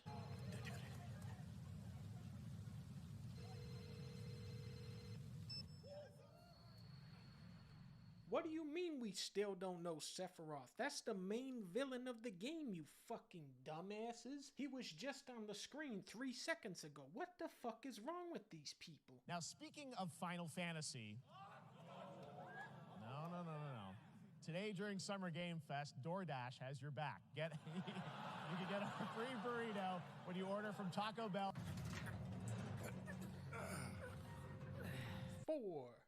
4 anime grunts per door. Wow. Fable, you murdered my dad. Wow. Now I get it. It's called Final Fantasy Remake because an alien remade Sephiroth. That's the twist. Piece of shit. I'm Jim Ryan. No, you're Tom Clancy. We're now into the 3rd year of the life cycle of PS5. And we still only have one game. Whoa. That looks pretty cool. That's Splatoon. Turn that off. Metal Gear Triangle? We still don't know who Solid Snake is. You have no idea. Is that Venom? We made this show for you. I'm pretty sure you made this show so that the guy who makes this show can have that car, actually. Esta nave say, Sivako? You are Saga. No, I'm Donkey. You're a pigeon. No, I'm not. Yeah, you heard that right. Sounds pretty cool. How come this looks fun? This isn't right. This is made by Ubisoft. From the team behind Sonic Mania. Sonic Mania? Oh, I'll play that game then. 5 years ago, Recruit You took off. Wanna immerse yourself in the most exciting worlds of car culture? No. Yeah. The Crew? Dive. I don't want to die. Oahu. Is he fucking I don't remember that game taking Let's off. find out why Oahu is the perfect playground Honolulu. Jeff. Power it up. I'm lost. Wow. Star Wars. It's what you've come to expect from a Bethesda title, but on a much bigger scale. Assassin's Creed Mirage takes the franchise back to its roots. By bringing back the feather as a weapon. Cyberpunk 2077. Keanu Reeves, man, what are you doing up there, man? Come on, man. Do you really think we're that dumb? Do you really think gamers are that fucking stupid to buy DLC for Cyberpunk? Come on, man. How fucking stupid do you think we are? You'll get to visit Dogtown. Well, I gotta get this game. Why aren't you saying anything? Nintendo, what the fuck is going on over there? Stop showing Pokemon and farming. Show the goddamn Mario already. Mario! New 2D Mario! Oh, fun game. Is that a skateboarding wiggler? Hippo ball. Huh? Balan Wonderworld? Bowling Mario. Bowling fish. Whoa, Zoe! You can be an elephant? Wow. Mario became an elephant at the end. Huh.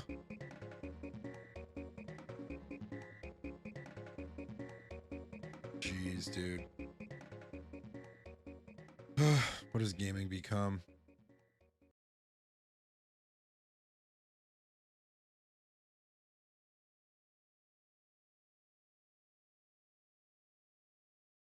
It's always something.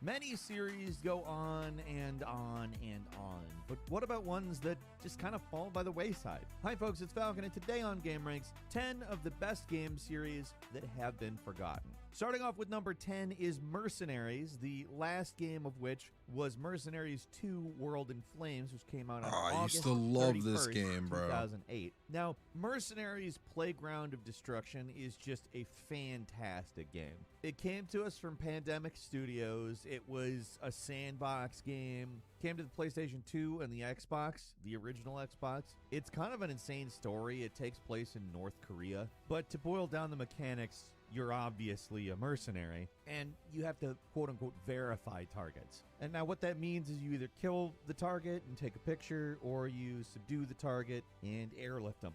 Most of the time, you get way more for capturing them than you do for killing them. And then it also has something to do with cards that I'm not going to get into. If you remember the game, you know what I'm talking about, and you know that if I explain that, I'm going to be talking for a while. It's not particularly complex, but it sounds complex because it has to do with different suits and yada yada. You get the point. The sequel was a little rushed. It wasn't quite as good. It kind of just felt like plopping the mercenaries into another controversial country. Hyperkin is releasing retro Xbox controllers. It from a kind of What? impressive looking game to a more colorful I don't know about game. that, bro. Because Venezuela is, as you know, a somewhat tropical country. I This do was not know a about game that. got delayed a lot, like multiple times a year between 2006 and 2008. And allegedly EA Studios forced a basically unfinished release Those things of the were game. big and bulky. Keep in mind this was on PlayStation 2, 3, and Xbox 360, which, yes, did have internet access. Not so much the PS2, but the PS3 and the 360. But patches weren't really a normal part of console games at this point. They did actually put out a free patch, which kind of also functioned as its first DLC. Added 6 new characters, co-op, and actually cheats, because this was still back in the era where some games still had some kind of cheats. But it was a kind of a case of too little too late. It wasn't a good enough game by the standards of the first. It certainly wasn't as bad as a lot of critics called it, but it wasn't something that captured the magic of the first. There was a third one planned, but it got shelved due to the performance of the second. Reputation wasn't very good. Sales weren't as good. And yeah, that kind of sucks. They changed up the An mechanics Xbox a little 360 bit, and it didn't controller? work out. Now I And can as you deal know, with an Xbox Pandemic 360 Studios controller. was another example of EA just An like, original realizing how to Xbox develop controller? And I don't know number about 9 that. is Final Fight, which in some I ways do was not know kind about of that one. actually the inspiration for Streets of Rage. It came out a couple years earlier, and in arcades, it's Capcom. I mean, Capcom knows fighting, and this is a fantastic series of games. The last release was Final Fight Double Impact in 2010, which is just a compilation. The actual final game was Final Fight Streetwise, which was a game. Like, you could definitely call it that. It's the I don't really know final how countdown. Streetwise exists. It really should not have been called Final Fight anything, even though it actually continues the story of Final Fight 3. It really just does not live up to what Final Fight was, though. Final Fight was a fantastic series. Just really nailed the 2D beat-em-up, kind of defined it in a lot of ways. I remember playing all the originals for the Super Nintendo back in the day. And, like, the thing that sucks is Streets of Rage had a 4th entry that came out recently, and it's great. Like, it's a really good game, but it also makes you go, The I original wish they'd do this for Final Fight. controllers. You I don't got know, both the Capcom's been controllers, or? listening to fans a little bit more in recent years, so maybe sometime we will see a new traditional style Final Fight game in the vein of Streets of Rage 4, right? It could happen. I hope the it happens. original And Xbox number 8 controller is as the well, True Crime damn. game series, which includes Sleeping Dogs, even if not officially. So, True Crime was a pretty different open world game. It's kind of like the counterpart to Grand Theft Auto, in that in a True Crime game, you played as law enforcement. There were 2 games, True Crime Streets of LA in 2003 and I True fucking Crime New York love City 2 years True later. Crime. Now, the mechanics are very The bulky similar to one, Grand not Theft the Auto S 3 and Vice controller. City. Oh, They're no. not very different at all. So it got a little bit of flack for that being called a Is it just clone. for show, or are you However, actually the gonna premise use of them? it is the opposite, and the worlds that they're built in are actually very good. They did a great job making an LA and a New York City that work really well in that console area. Very detailed, very cool looking. And True Crime New York City actually didn't get reviewed that well, nor did it sell very well. Still, it was a good game. I actually liked True Crime New York City a lot. I liked Streets of LA a little bit more, but later down the line,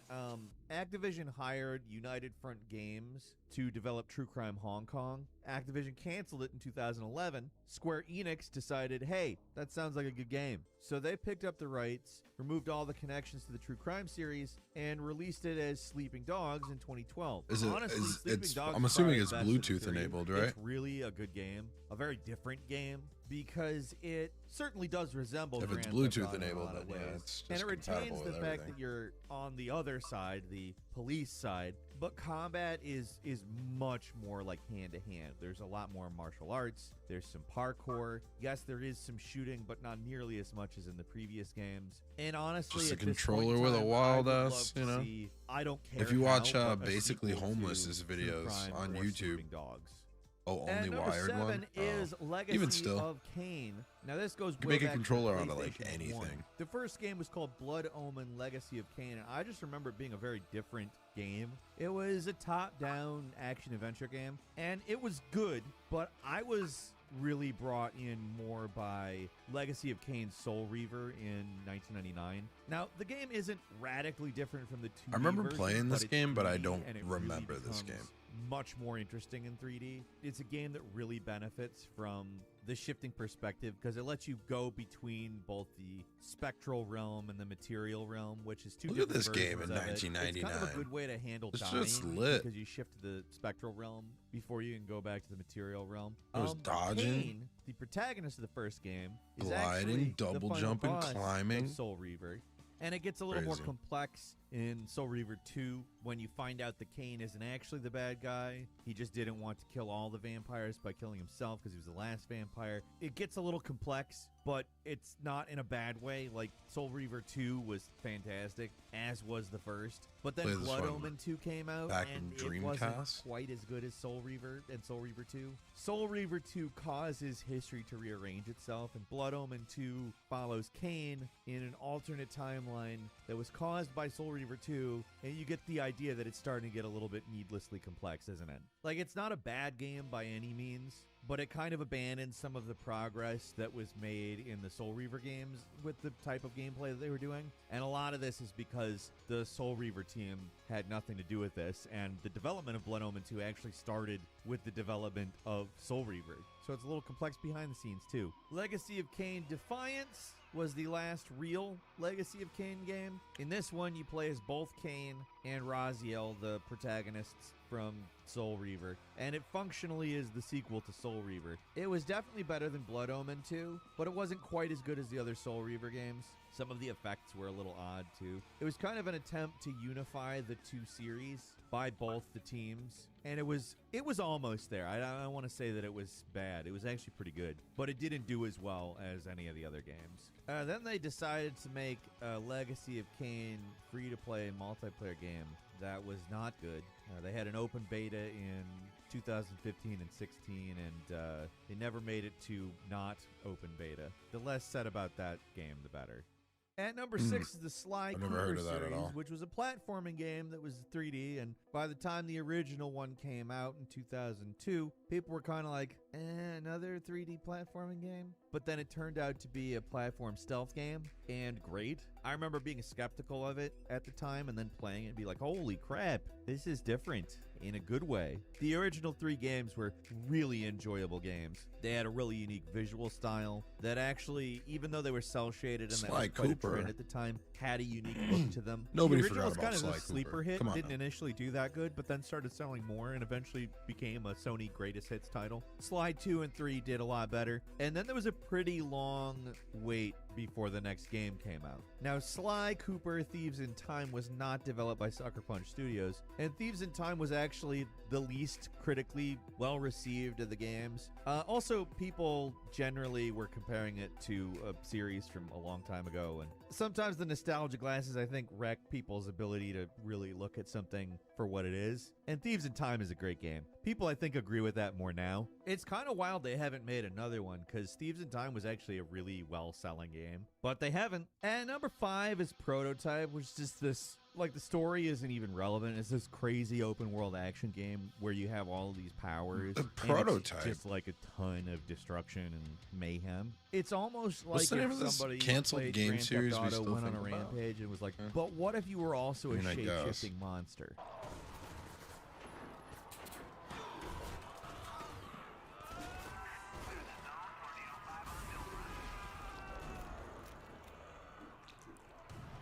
The first Prototype game is probably the better of the two, not necessarily because its destruction mechanics are the best of the two, but it's kind of just put together better. It's a more interesting story. It kind of works a little bit more. Prototype 2 is, like I said, as a destruction simulator, way better. Every aspect of it is ramped up, but the story is maybe not as interesting. Everybody's a little bit too nihilistic to get too invested in them, but that doesn't mean it's not a fantastic game. It didn't sell as well as Activision wanted it to, though. It actually sold decent, but they invested apparently way more in it than they got back, and they laid off a bunch of staff, and we haven't heard anything about Prototype since. And number 4 is Darkstalkers, a fighting game series that really we haven't seen a actual real entry in since Vampire Savior 2, Lord of the Vampire in 1997. Yes, that's a hilarious title. Now, this game is constantly put out in collections, and it got an HD remaster back in 2013. Like, there's a fair amount of people who simply know Darkstalkers as the game that Morrigan is from, because she's pretty much a meme at this point.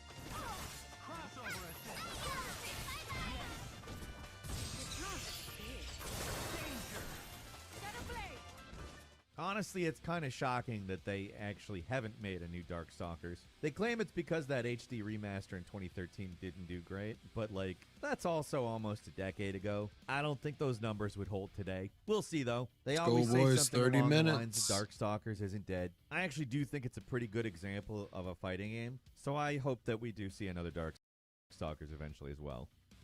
And number 3 is Ultima. Like, all right, last game in this series was Ultima 9 in 1999. It was a bad game. It was very buggy, and huge yikes. Huge yikes. 30 minutes, Ultima boys. 7, which was not one of the originals, might we add, was considered the best in the series. Now, Ultima itself is a really, really complex RPG from way back in 1981. It's kind of the foundational RPG. Like, JRPGs and Western RPGs have all taken so much from Ultima. But again, that last one was god-awful, and they haven't touched it since, which is kind of surprising because it seems like it'd be a really easy concept to sell, at least. The complexity of Ultima combined with the amazing crap we see in today's game engines. My belief is it would really be a great game, and I hope that someday somebody does it. And number 2 is Jet Set Radio, which spawned a single sequel called Jet Set Radio Future. The original Jet Set Radio came out on the Dreamcast. The second came out on the original Xbox.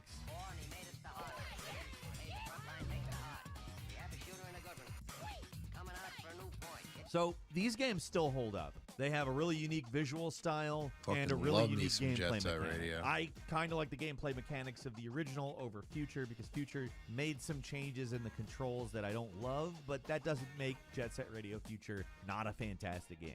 It is. It's absolutely a fantastic game. Both have these incredible soundtracks, this amazing world, and have a ridiculousness to them that make just like spray paint tagging graffiti stuff into like how some skate punk gangs take down this mega corporation is probably the most concise version of a description I can come up with for it.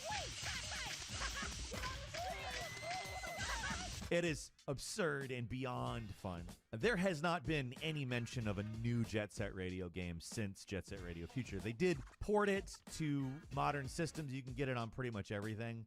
Just the original Jet Set Radio, not Future, which sucks. I really wish we'd get the same treatment for Future. But at least indie They came out with Jet developers Set Radio for know the that Vita. there's a lot going on there. What? There's a game called Bomb Rush Cyberpunk coming out that is kind of a spiritual successor. And I'm really excited to play that. I'm hoping it does really well and Sega goes, oh yeah, that's right, people like these games. And I'm gonna play finally, Burnout at number with one, all my boys. it's SimCity. Used to SimCity play is mad. really a casualty of the video gaming industry. Burnout on EA the Vita, particularly. just in class when you can you do all like know the what network EA connections. Does to companies, they buy them and destroy them, and then blame them for the destruction, So and then cool. retain their IP, and then nothing else happens. That's the case of SimCity. Remember SimCity 2013?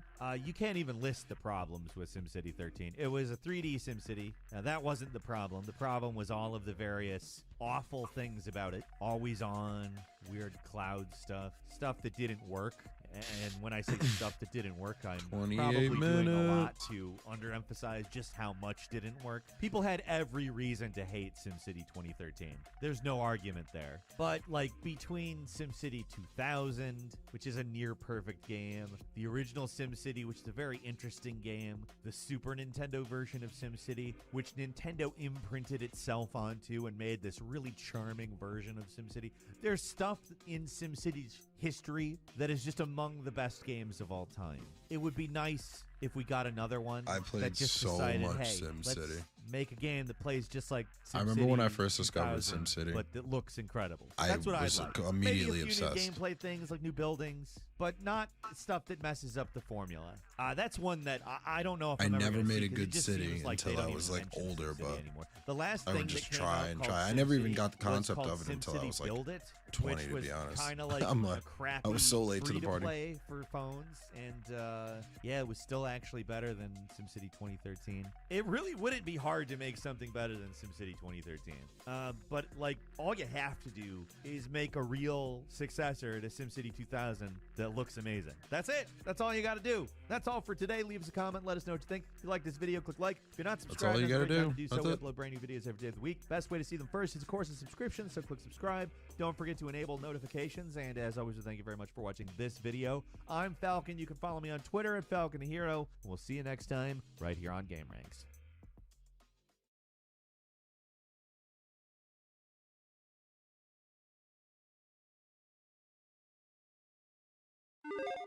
Video games, unfortunately, are always plagued with moments of silly dialogue. You know, just weird, goofy, awkward, or cringeworthy lines that some characters say that you just can't quite get out of your head. That's what we're talking about today. We got 20 stupid examples of really funny dialogue in video games. First, over at number 20, let's start off with the obvious, Resident Evil 4. Now, Resident Evil 4 knows what it is. It's I campy love on me purpose. some Leon it dialogue. loves to be goofy and have a bunch of wacky fun and say a bunch of dumb stuff. But Love Resident me Evil some 4 Leon remake dialogue. loses some of that. It's definitely got some good one-liners and some zingers, and it adds some of its own. But the original really had a lot, and it's really hard to decide what moment of dialogue is the absolute silliest, but it's got to be a lot of the exchanges between Salazar and Leon. Now, the remake unfortunately took away the whole codec radio system where the bad guy would actually call you up to talk smack. That doesn't happen anymore, and unfortunately it's missing so many great moments. Leon and Salazar in the original game have so many back and forths about how Salazar is putting on this grand play and how everything is going according to plan, and there's all these dumb tongue-in-cheek references to plays and stories and scripts, and you know, other than "no thanks, bro," I think one of the greatest things Leon says to Salazar is, and I quote, "I don't ever remember being a part of your crappy script." You're nothing but an extra in my script, so don't get too carried away. Your biggest scene is over. I don't ever remember being a part of your crappy script. Well then, why don't you show me what a first-class script is like through your own actions? It's just truly puzzling. It's so weird. It's like he was trying to be witty, but it just doesn't fit right. And as great, incredible as the voice actor is, this one just doesn't land. But it's another in a long line of Resident Evil lines that you can't help but just love. Next, over at number 19, let's talk about Mortal Kombat 4. Mortal Kombat 4 was incredibly significant for the time. It was like technically the last mainline Mortal Kombat game to get an arcade release, and it was also the first Mortal Kombat game to go fully 3D graphics. And it is very much a product of its time. I mean, it was 1997. Fighting games were pretty humble back then. You probably have experience with one of them, but I don't know if you've ever experienced the Mortal Kombat 4 character endings. These cutscenes are absolutely out of this world. Every single one, showdowns between characters, they say the dumbest things I've ever heard. It is so corny, so over the top, so ridiculous. They honestly have to be seen to be believed. It's often memed, but you may have seen this encounter, this final encounter between Sonya Blade and Jarek, and then also Jax. It's so ridiculous, like she throws him off a cliff, he double crosses her, pulls her off the cliff, then Jax shows up out of nowhere to grab him and throw him off the cliff, and he says, "Too late, Jarek. You can't drop me. You have to uphold the law. You have to arrest me. Wait, this is brutality. You can't do it." Wrong, Jarek. This is not a brutality. This is a fatality. This whole ending is amazing. All the endings are absolutely amazing. Every bit of the 3D characters on screen just doing their thing and having story and dialogue is absolutely ridiculous, but this part is just downright legendary. I want to show more. We don't have time, so I highly recommend looking them up on YouTube. We'll link one down in the description. Next, over at number 18, we have Metroid Other M, which is like the black sheep of the Metroid family. It's completely different. It's a totally different style of game, and it takes some big jumps in how it portrays Samus and really everything in the Metroid lore. I mean, like right in what is basically the early game, like intro thing, Samus's mission is set up. She's in her ship when she gets a distress signal, and we'll just let this one play out. Codename Baby's Cry. A common SOS with the urgency of a baby crying. The nickname comes from the fact that the purpose of the signal is to draw attention. Yeah, absolutely genius. The fact that she doubles down and saying, Baby's Cry. It was as though it was crying specifically for me. And then there's the place in the game called the Bottle Ship. Really, the game does a lot of things with the theme of motherhood, but regardless of how you feel how successful that is, a lot of the super on-the-nose dialogue is absolutely grating to hear. I think there's a reason why in most traditional Metroid games, there's not a lot of dialogue. Sometimes less is more, and I think Metroid Other M proved that. Next, over at number 17, the main character in Atomic Heart says crispy critters. That's like his catchphrase. I don't know what this is. I don't know what they were trying to do here. Like instead of like holy crap or something like that, he'll say crispy critters. It's not a reference to the cereal in the 1960s because the timeline actually technically doesn't line up. Somebody actually looked that up. I think what they were trying to do here was just create some weird catchphrase that somebody in the future would say, just something that you just don't understand. It's in their vernacular, it's in their dialect, it's part of their culture. It's not something that you'd understand. Us as Americans or people who live in other countries all have their own random weird things that they say that they don't know where they really came from, but it's just a form of expression. But crispy critters just sounds really weird. I'm sorry. I think it was a good idea with good intentions, but it's cringe. Crispy critters, man. There is technically an explanation for it towards the end of the game, like it was actually something imprinted on the player's subconscious. It was a phrase that they heard when they were in the hospital, and that was describing a burn victim, a crispy critter. It doesn't make the phrase any less weird, in my opinion, and the explanation is absolutely bizarre. Atomic Heart is actually just straight up bizarre altogether. I actually didn't hate the game, despite some problems, but the crispy critter thing is weird. We will be the first to admit that. Next, over at number 16, the original Resident Evil is absolutely a classic for awkward voice acting and strangely written dialogue. And of course, the one that really takes the cake is the Jill sandwich bit. Now, as someone who has grown up playing the series and started with the first one, I knew even back then as a young boy that this line was just absolutely silly and weird. So, Jill gets stuck in a trap with the ceiling slowly closing down on her, and she is saved in the nick of time. And the legendary bearded Barry Burton is there to console her afterwards, and that's when he utters the legendary phrase, "That was too close. You were almost a Jill sandwich." You're right. Barry, thanks for saving my life. Absolutely genius stuff. I mean, between this, the Master of Unlocking, the original Resident Evil really takes the cake. That being said, a Jill sandwich is like a hallmark for Resident Evil fans. We love it as much as we cringe.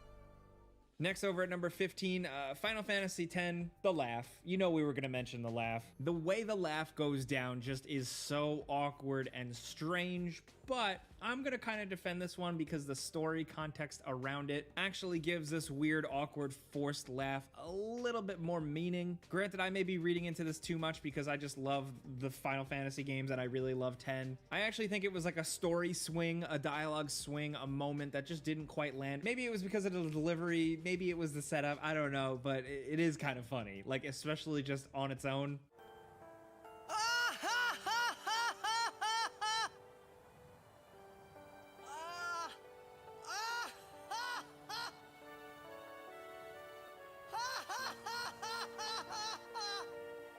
You probably shouldn't laugh anymore. That laugh is rough, man. Next over at number 14, we have the more recent Forspoken. Now, Forspoken has a lot of rough dialogue, some really dumb, silly stuff that the characters utter near constantly, with the game kind of having a very, very distinct feel. I'll say that to be charitable. It's kind of got like a how do you do, fellow teens type of vibe to some of the writing, with the main character in particular always constantly trying to sound quick-witty and with it and snarky, and it gets a bit annoying after a while. Did you not just see me take out that gnarly beast? This is just really like the tip of the iceberg. There are so many lines throughout this game. Really, it mostly comes from the main character. Did I just do that? Well, definitely with my assistance. I did not just do that. We did. I just moved shit with my mind. Perhaps our connection has somehow awoken some abilities. I just moved shit with my mind. I just keep hearing I. I just moved shit with my freaking mind! Yeah, okay, that is something I do now. I do magic, talk to sentient cuffs, kill jacked up beasts. You know what? I'll probably fly next. Now you're just being ridiculous. But there's a couple things here and there in the writing from some other side characters. We did it before you buy for Forspoken. We weren't the biggest fans of it. It has found some fans out there, but ultimately, part of the reason why we didn't like the game is just how awkward some of this stuff is. Next over at number 13, we have Kingdom Hearts 2. There is a moment when Mickey Mouse makes his debut wearing that sweet new garb all blacked out, you know, with the drip, as the kids say, and he introduces himself with this line. Say, fellas, did somebody mention the door to darkness? There is something so funny about this. Like, I don't know if it's just the whole Kingdom Hearts thing, which can sometimes be jarring, or the fact that Mickey is just awkwardly standing there as he says it, to the fact that they got the Mickey Mouse voice actor to say something like this, to the fact that I just want to quote a YouTube comment that says, "Imagine Walt Disney watching and reacting to this today." I still can't believe like Disney even let Mickey Mouse dress like this and be involved in a game like this. I mean, it ultimately resulted in some really cool stuff from Kingdom Hearts, but it is crazy to see in motion. Next over at number 12, we have the original Shenmue. Now, a lot of side characters, NPCs, said a lot of weird, strange things to the main character, sometimes just kind of shouting for no reason. The voice acting in this game was pretty wild, but the writing is on another level, I think ultimately just because of translation issues like this line. Years ago, I was Chinese. Now, I'm a naturalized Japanese. In China, my name was Su Jianmin. Is that so? This poor old man announces that years ago he was Chinese. There's actually definitely a lot more to that dialogue if you look into it. According to some fan translations online, it actually amounted to the character describing that years ago he originally hailed from China but became a naturalized Japanese official citizen. So pretty simple explanation, but the English translation is just really straightforward and awkward and goofy. And you know what? If you ask me, that's part of Shenmue's charm. Next over at number 11, a long time ago in a galaxy far away, the original Destiny released, and it was like a totally different game from what Destiny 2 is now, to the point where the Ghost was a pivotal part of the story, and it was voiced by none other than Peter Dinklage, famous actor who you may know from Game of Thrones as Tyrion Lannister. And let's just say, I don't know if he was trying to sound like an artificial intelligence or something, but it just kind of sounded like he was half-assing it. No disrespect to him, but yeah, along with that, I think he was also dealing with some pretty rough material, specifically, of course, the famous line, "Say it with me now." That wizard came from the moon. Yep, there's that. I mean, it makes sense. The moon is part of the plot. Wizards are a part of the game as enemies. And yeah, I mean, like, they had to say it, I guess. Like, there was a reason to say it, but the way he said it and just the whole awkwardness of it just makes it legendary, if you ask us. It was so goofy, even more goofy in the context with all the other lines around it, that they did eventually remove it from the game, but then they put it back in because it was like a viral moment. Destiny fans and the game really have come a long way. Just looking back at this one, it sounds and feels like a fever dream. Next, over at number 10, let's talk Mega Man 8 and some of the incredible stuff that comes from Dr. Light. Like, all of it is just unintentionally hilarious because of the voice actor. It's not even really necessarily the dialogue written here. It's who they chose to deliver it. Essentially, he kind of just sounds like my uncle, like some guy they found in the back of a deli, and they said, here, you're a scientist in a science fiction video game, read these lines. A lot of it is really funny and goofy. He has like marbles in his mouth. He just sounds like a real regular dude. A strange meteor has fallen to Earth just a while ago. This meteor seems to be emitting a powerful energy signature. Something this powerful must not fall into the hands of evil. Maybe that's what they were going for, I don't know, but there are certain lines where you can actually kind of hear him kind of flub it. Specifically during some exposition, there's this scene. Like, you hear him there when he says, like, you must uncover all the energy immediately, Mega Man, like, you must recover all the energy immediately, Mega Man. It's too good. It's so funny. I don't know why, it makes me crack up. Anyway, moving on. When we find that meteor, we'll find Dr. Wowie.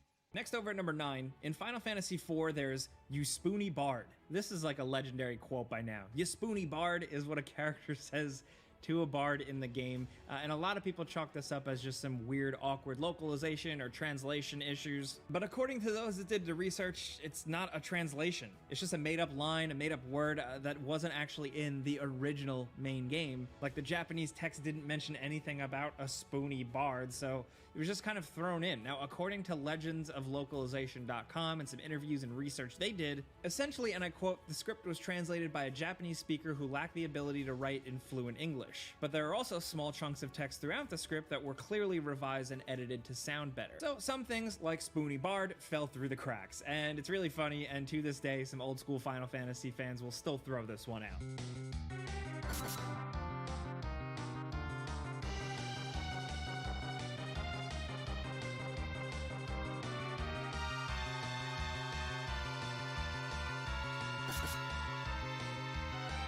This is up there with the hallmarks of "I Feel Asleep" and "All Your Bass Are Belong to Us," but it's the one that doesn't get enough love, so we wanted to mention it today. It's just, it's funny.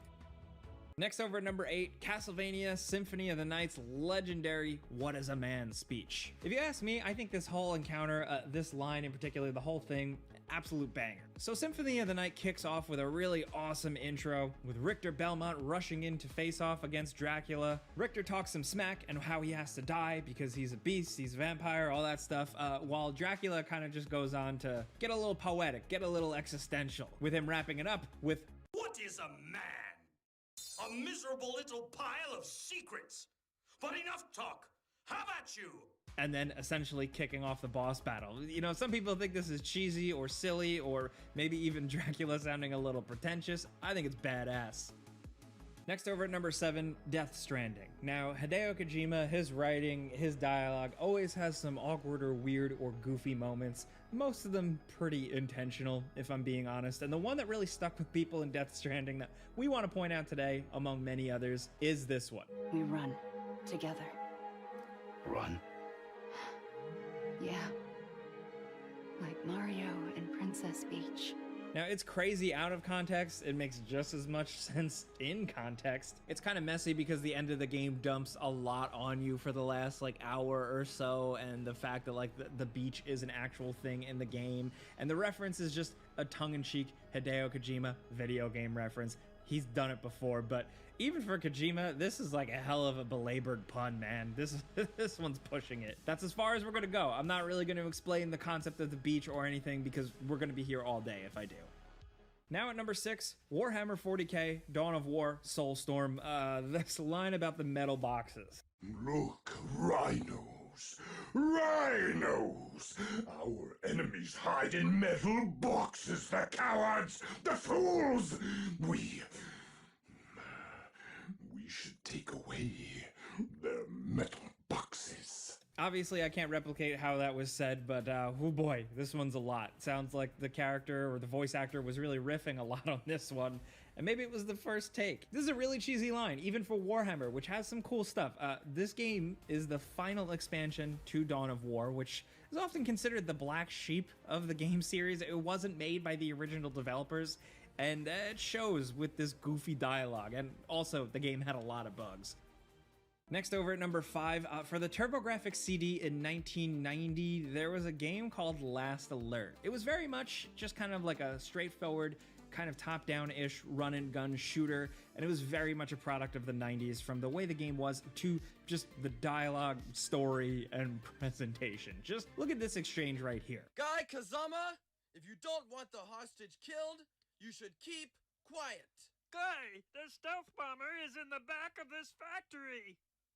Okay, Spartan, hang in there just a while longer.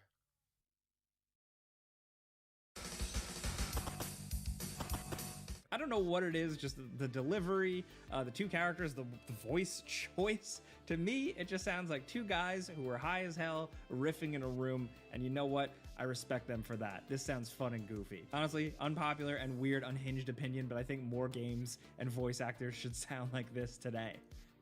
Now, next over at number 4, let's talk the original Devil May Cry. The original Devil May Cry is a pretty different game. In the early days, they were still trying to figure out what Devil May Cry really was. At some points in this game, it was super over the top and campy and awesome, just good Capcom style. Other times, it was trying to take itself super seriously, and it was gothic and spooky and somber. And it meant for a lot of weird, kind of all over the place dialogue moments. There are many worth pointing out, but of course, the big one is this. I should have saved you. I should have been the one to fill your dark soul with light! I actually think it's a good line, maybe if you read it in a book or something, but just the way it was delivered, the way it was presented, the echoing of the word light. It's just rough. I mean, honestly, the whole ending is amazing. I still, to this day, really have a soft spot in my heart for the original Devil May Cry. It is such a cool thing, and no cool game is complete without just some weird dialogue moments like this. Next, over at number 3, The House of the Dead 2. The main character gets a Goldman, one of the bad guys behind the desk, who explains his whole evil plan. And here, just listen to this. I've been waiting for you, friends. Goldman, do you know what you're doing? I'm fully aware of what I'm doing. Can't you see? Man committed a sin, disturbing the life cycle of nature. The original sin that man is responsible to protect the life cycle. I have made a creature to rule over mankind. This is the final battle. Show yourself, our new ruler, the Emperor.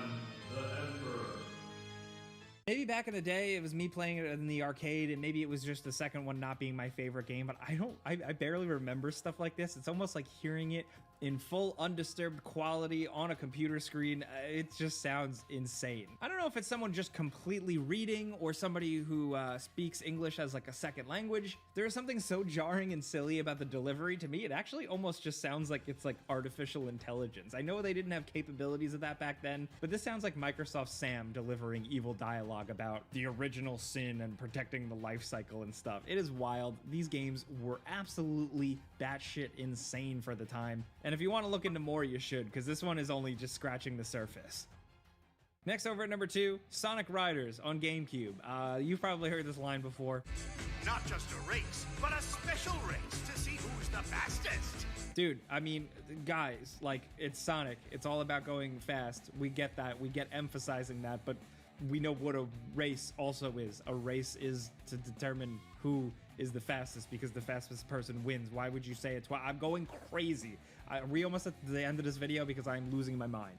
Next, down at number 1, there's a point in Earth Defense Force 5 where aliens are revealed and they're humanoid aliens. These games are campy, they're over the top, you know, they're beloved because they are so zany and just silly sci-fi, but there's a point in the game where all the characters on the radio chatter are just constantly going back and forth describing how they've seen bipedal aliens that look like humans. I'm not talking about monsters. I'm talking about humanoid aliens.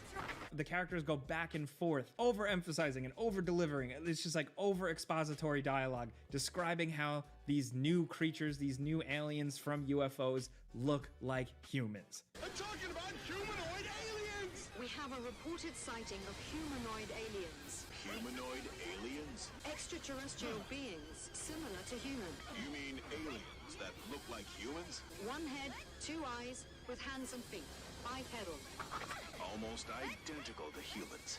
The amount of times they say it, like, you feel like you're going crazy. It's like the game is trying to play a trick on you, especially because once you see these supposedly humanoid aliens with 2 arms, 2 legs, the whole 9 yards, they're kind of just frogs. Man, why 2 did they never minutes, say, baby. after saying so many times that they look like humans, why didn't they just mention that they kind of also look like Let's frogs? go. What is going on?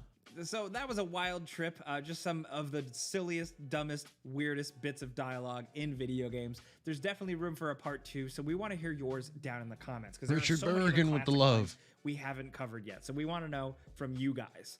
But of these lines here, do you have any vivid memories of stumbling upon these? Of course, if you want to check out the full versions of these, they'll all be linked in the description down below, so go check those out. But thank you guys very much for sticking around and talking games with us today. If you like this video, all you got to do is click that like button. Thank you. But as always, thanks for watching, and we'll see you guys next time. Hell yeah, duty. Video game.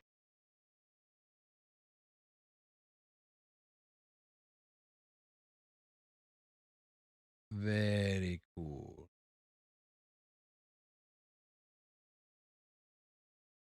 One minute.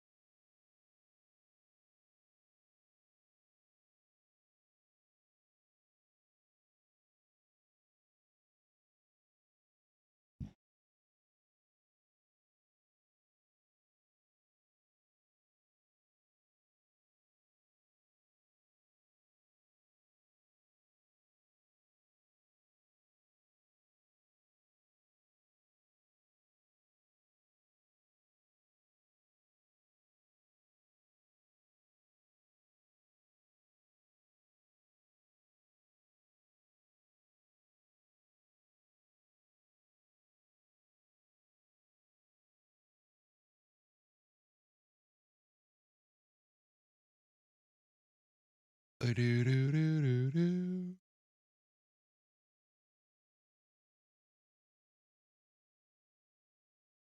Do-do-do-do.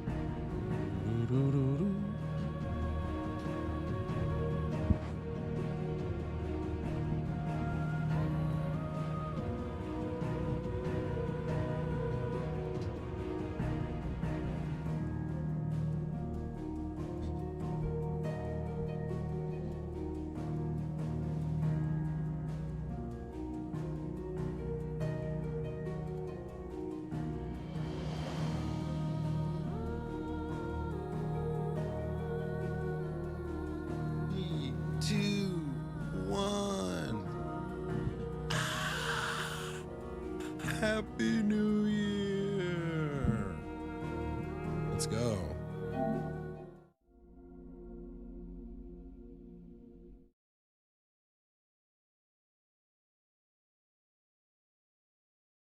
Square Enix.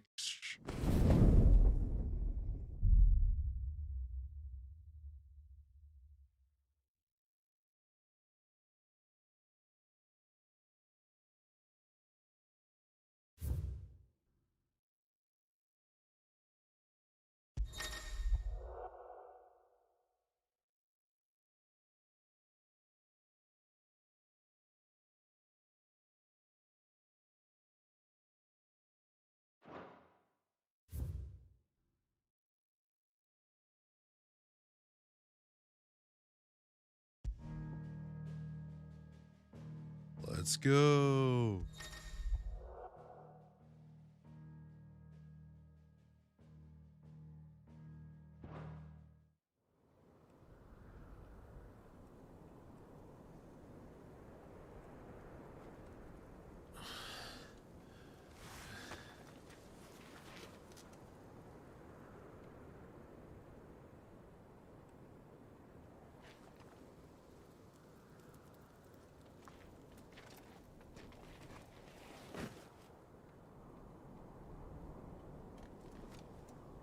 Welcome back. Sorry. What's our situation? Let's just say Shiva and Titan's little spat hasn't made things any easier.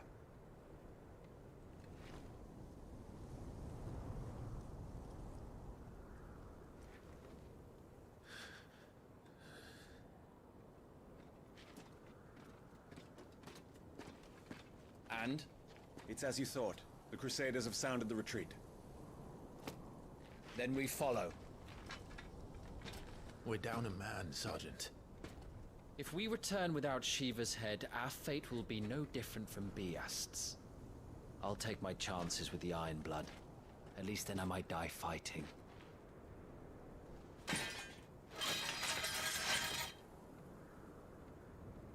That's not how swords work. After you do, that is.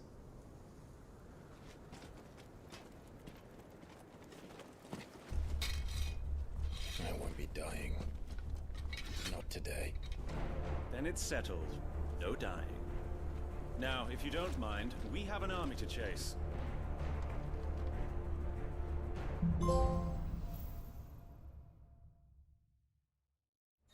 Nice. New econ abilities. The econ abilities Scarlet Clone and Heatwave for the Phoenix are now available for acquisition and upgrade in the abilities tab of the main menu. Do not forget that once they acquire, new abilities must be equipped in the on the gear and econs tab. How do they expect us to kill something that can do this? They don't. Only the girl holding its leash. Oh, it kept my settings.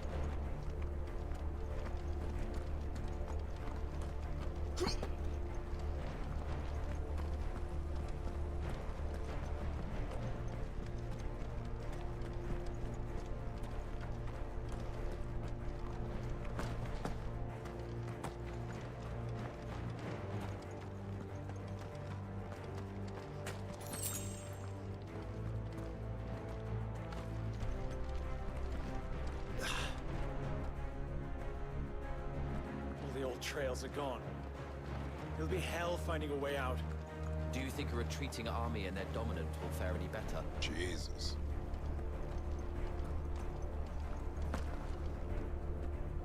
One down there.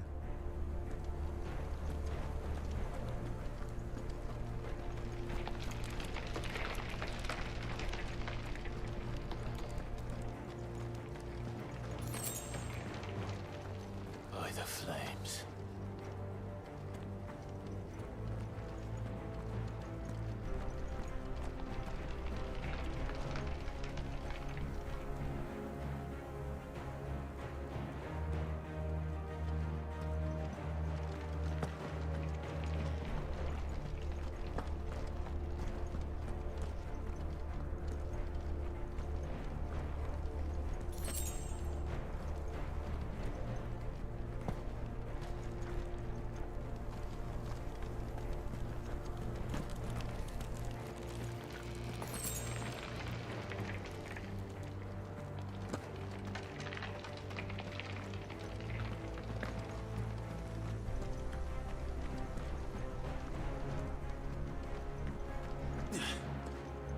Whoa.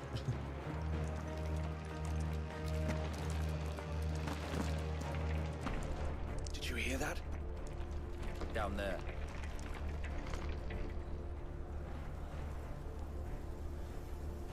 So, Titan has knocked the fight out of our Iron Blood friends.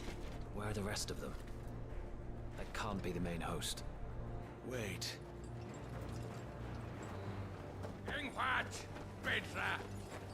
Our fortunes have turned, Sergeant. It's her. The dominant. Are you certain? The crystalline orthodox is a backwards faith for a backwards people. In the Iron Kingdom, they teach that dominants are unclean aberrations, born of blackest sin. Only their priests are allowed to perform the rites of priming, and I see many. We end this quickly.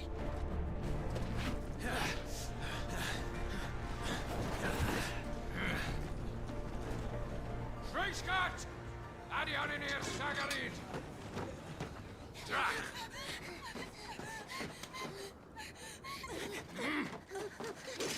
Please.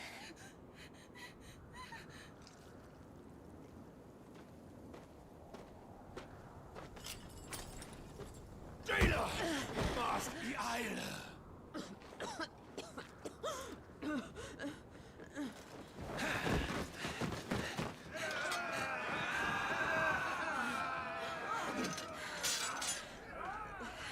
What Alvation Naukin Alad Scullyast?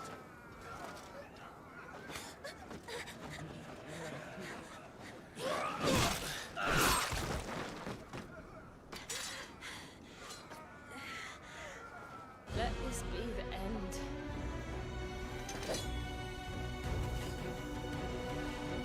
Avis! Gotta fight her? Care to kill some iron blood?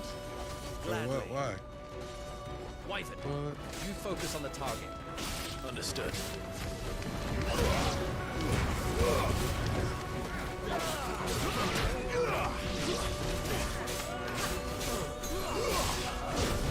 That's enough.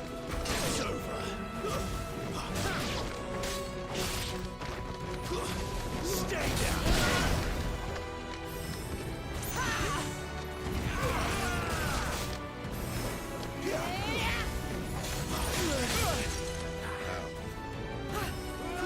Knock it off, Wyvern. Ow.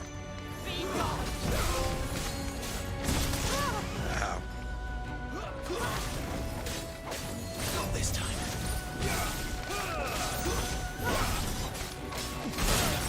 Ow. She got some moves.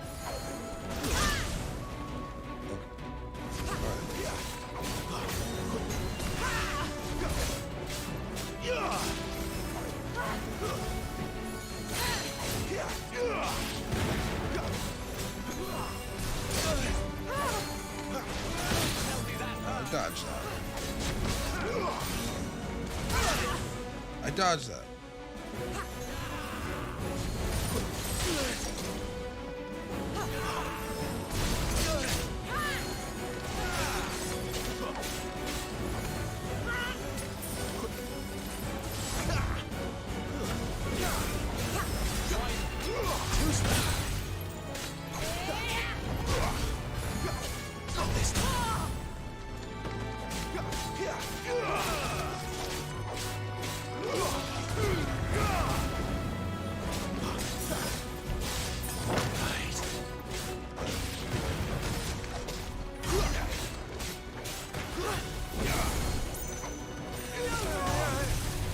Orders, Sergeant!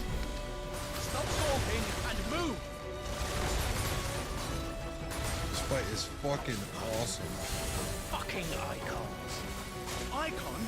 She's not even fully primed.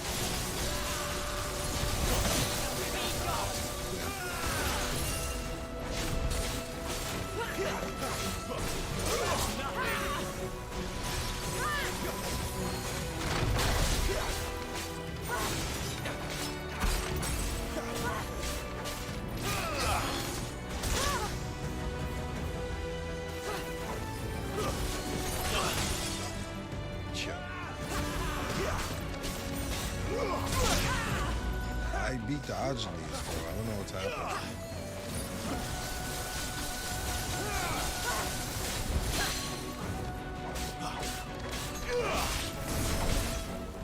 Leave me be!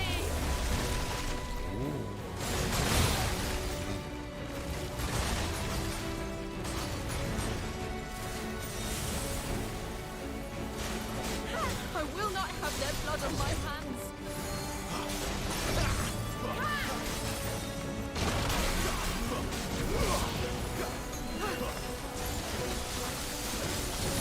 Not this time.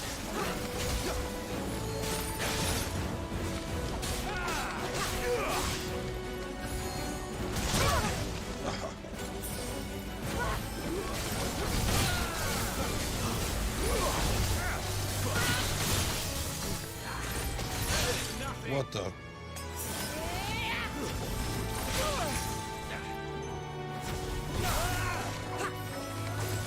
this time.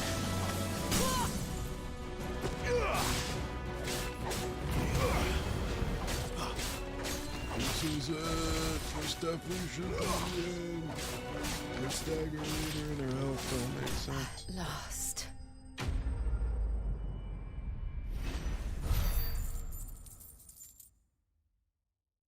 No spoils. Oh, okay, there we go. Nice.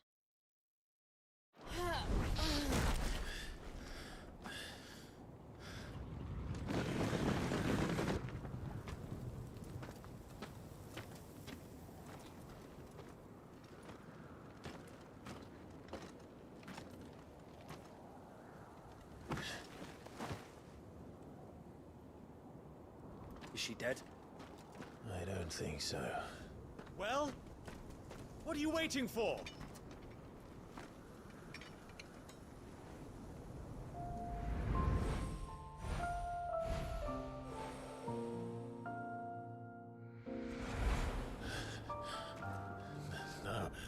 No, that's not you.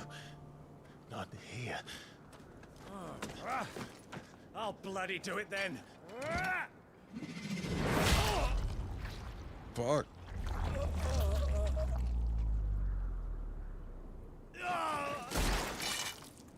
Fuck. Whoa.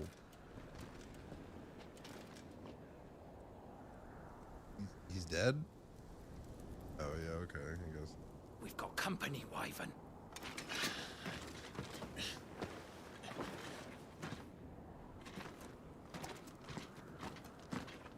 What the hell are you doing? Lord Ohilda Vendra! Get your ass over here and help me with these bastards!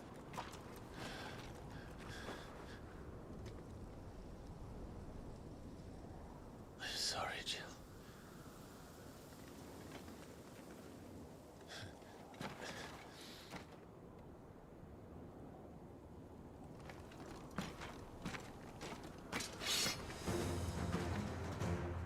Jill 13 years What later, is dog. wrong with you, Goddamn. Wyvern? Dominant. I know her. Know her? Look around you! Do you think any of these animals care? I need you here!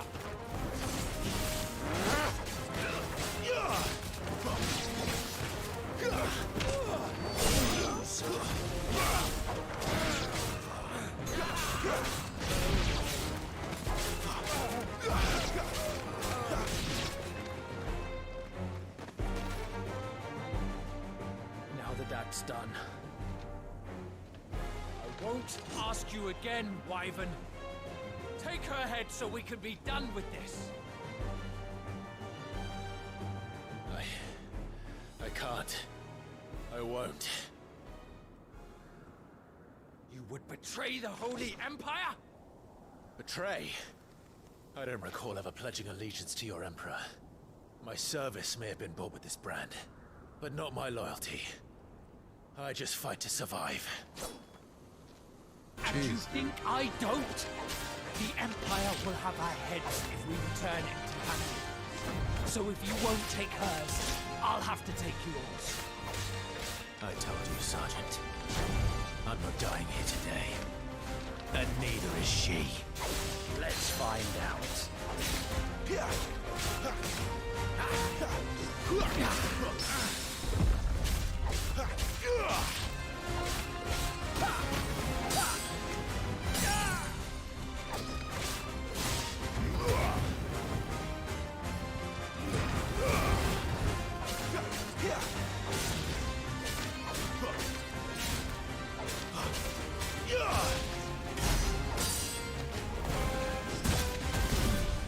Wyvern!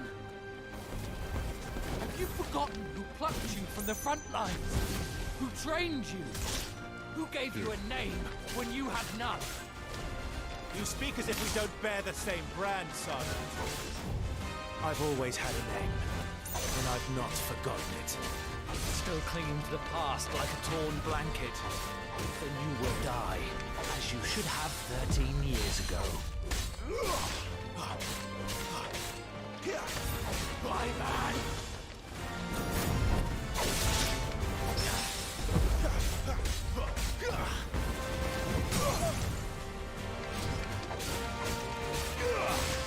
For nothing.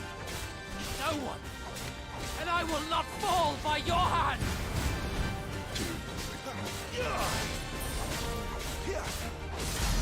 He's so sorry.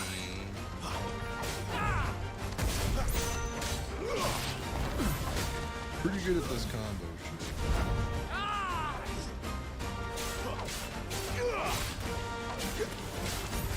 Take your head.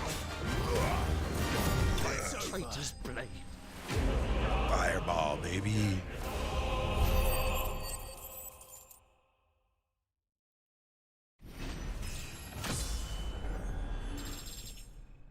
Next level shit.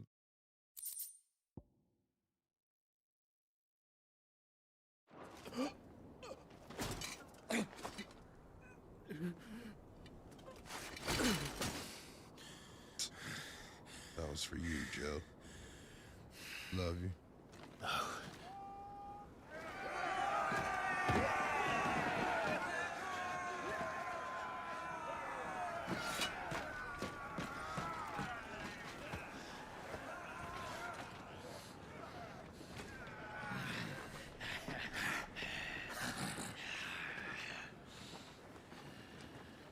What do we do now?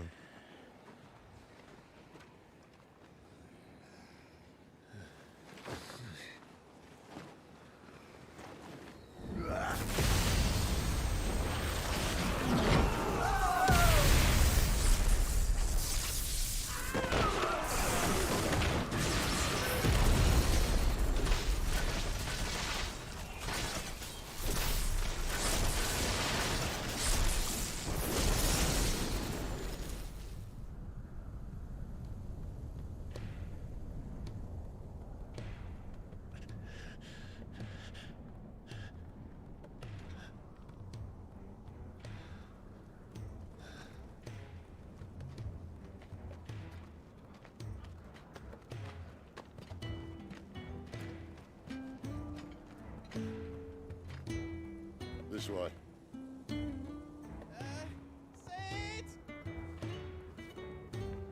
Bloody wind. Well, come on then.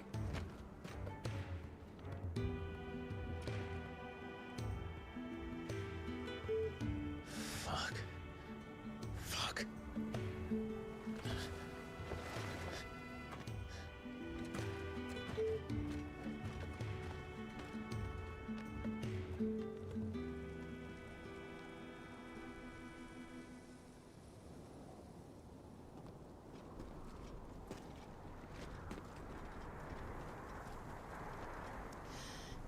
Hugo, dear, my proud desert lion.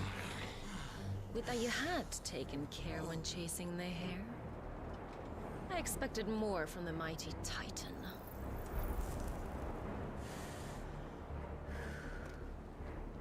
You put the Ice Queen on her back, no doubt.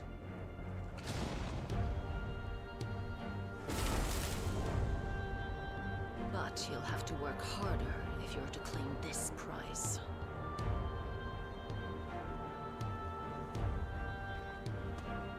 My lady, the thunder. We'll be hearing more soon enough. You always were a fucking snake, Sid. Gather the men. We have work to do.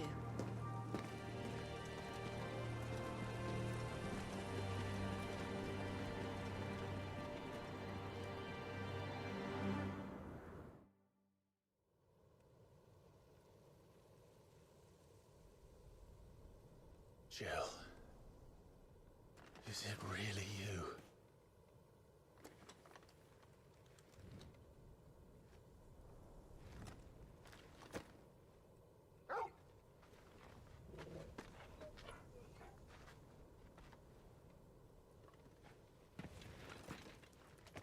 And who's this fine hound I see before me?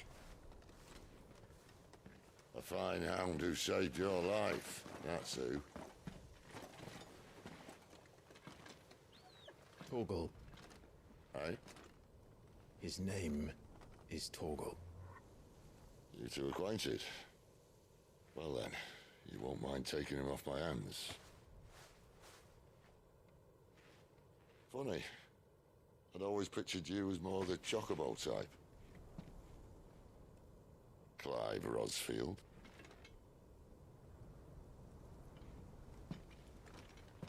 Come now. Fleet as flame, fierce as a wildfire.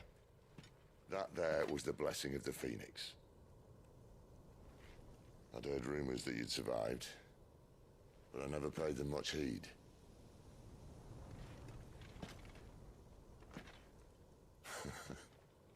Calm down. I didn't come all this way for your handsome mug. Now her, on the other hand, she seemed worth muddying my boots for.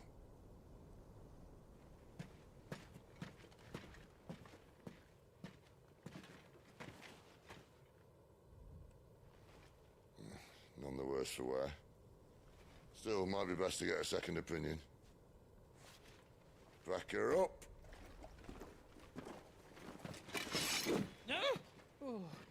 Not another step.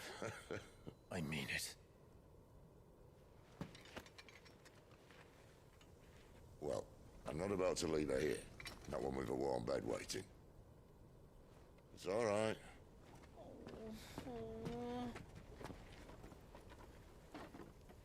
You're welcome to join us.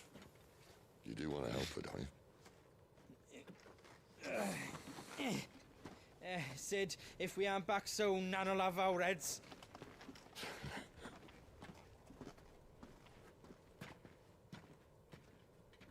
I'll explain everything once we're back at the hideaway. Come on.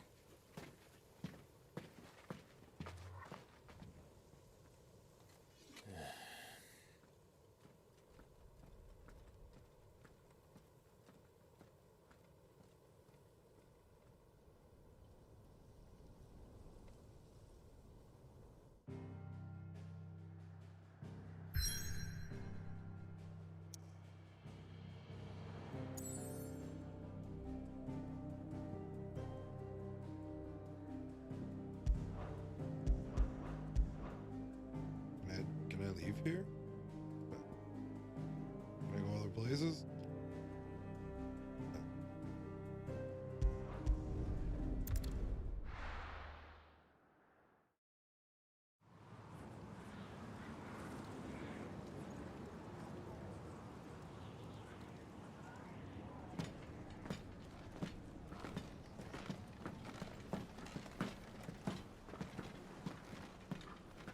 Not much further now. But we're in the middle of the Deadlands. Keen eye, you. The blight sucked this place dry. Meaning no trees, no birds, and no magic. But it also means no neighbors. The last place anyone would think to look.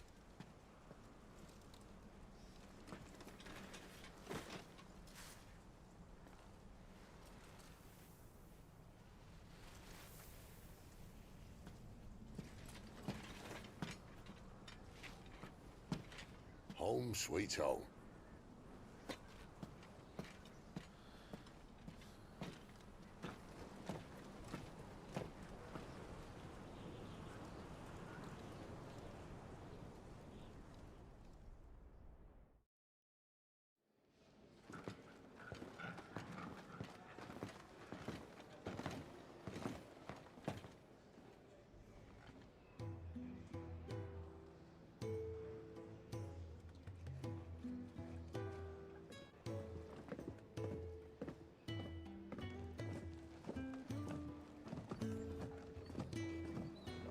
This place. These are fallen ruins. Well, we didn't think they'd mind. And it keeps the black from our lungs. But how do you survive without magic? How does anyone? Hard work and a bit of nerve. You must be starving. We grow them here, believe it or not. Suit yourself. You're back. Ah, Talia. And this is the Dominant. Out cold since we found her. I was hoping you might give her a look over. All right. Goots, get her upstairs. Well, none will... Don't fret about Karen. I've taken care of her fee. All of it? She's the best healer this side of the belt. You've nothing to worry about. Go on, have a look around. I'll be in my solar.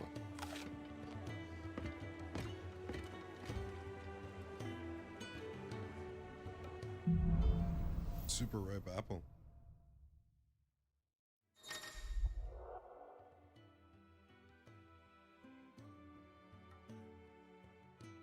Lucky for the eastern part of the world, they got this game before us. I know.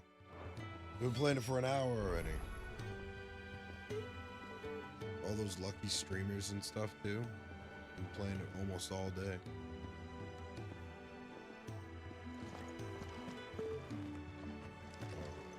Okay.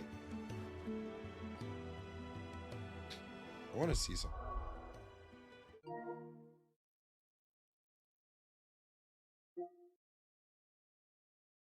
Well, my controller's dead, so let me go grab my charger.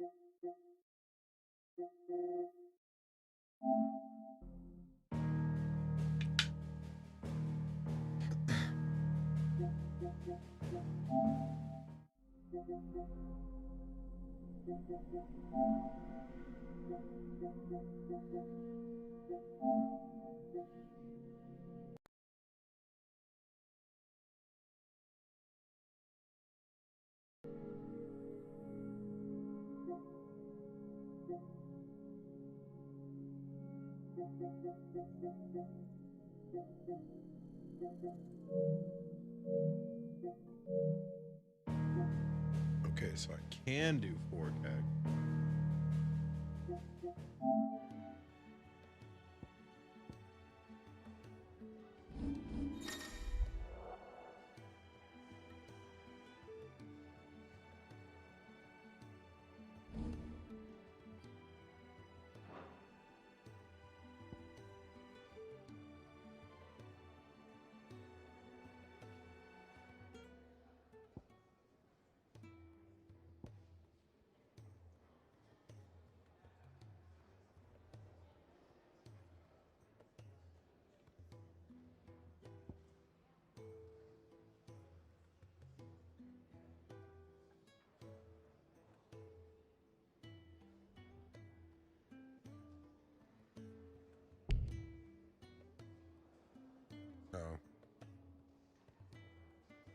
gonna save up for that.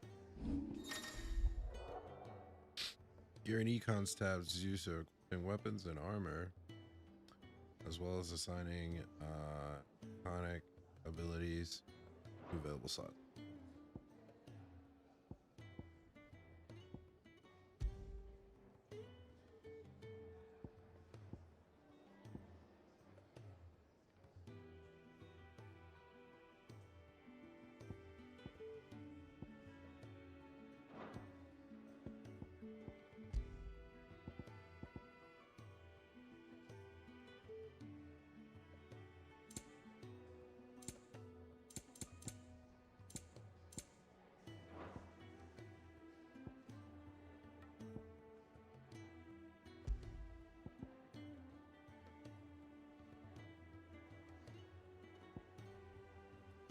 Oh.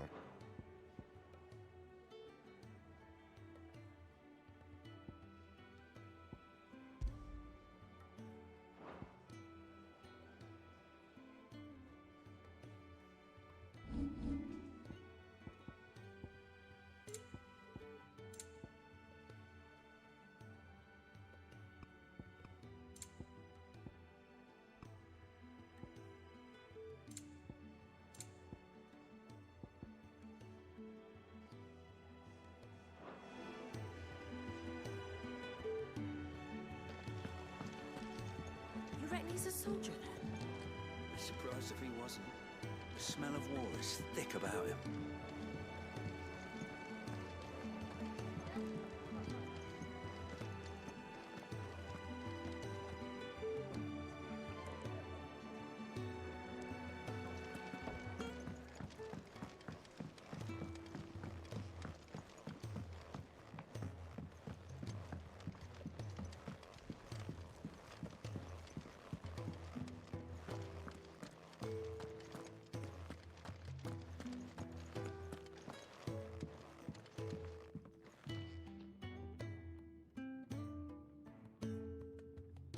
Am I playing?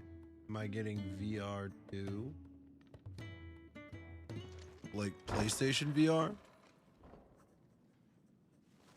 I don't really do PlayStation VR. Just working on a pet project of mine. Though she's not above biting the hand that feeds her. I actually cannot do VR. I get super nauseous. All right. I was hoping we might try and solve the mystery of poor Clive Rossfield. A bearer of the Sambrequois Imperial Army sent behind enemy lines. With orders to wait until it turned into a brawl, then slit the dominant's throat in the chaos. I didn't know it was her. How could it be? And so, to save her neck, you slit your sergeants, then set your sights on the hills. Conveniently forgetting how the Empire deals with deserters. Because with that on your chop, my friend, we both know you won't be getting far.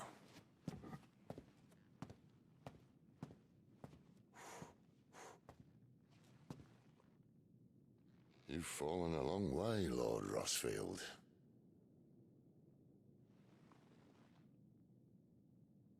Is that what you think?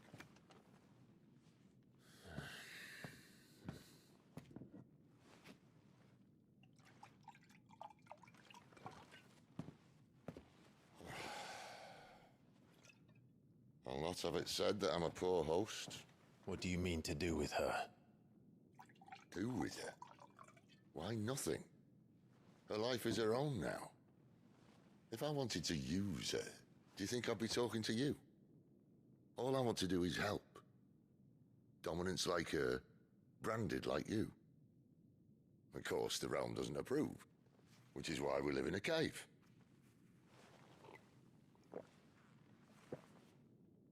And it's also why we need help. From branded who know one end of a sword from the other. What say you, Clive? Will you join us?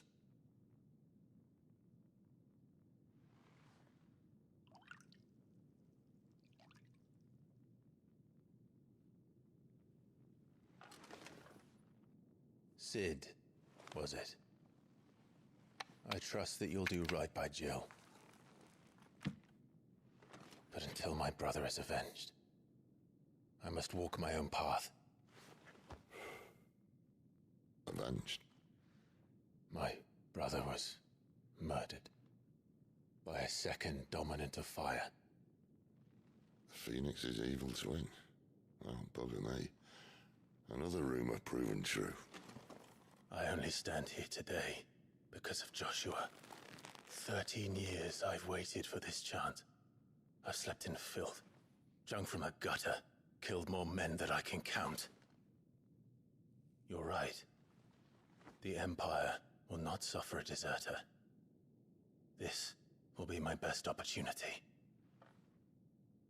My last. Which is why you should join us. I told you I'm not interested, I know. One of my scouts sent word there's a group of branded fugitives north of here, in the Imperial village of Lostwing. Among them is one he believes to be a dominant of fire. Is he certain? What say we go and ask him?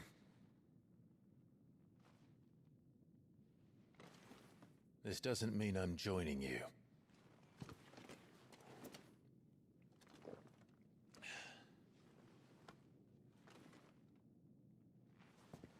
Let's make ready then. You'll find everything you need down in the main hall, as well as a few things you don't. Have fun.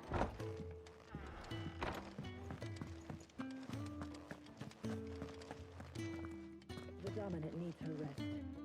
I'll see she's not disturbed.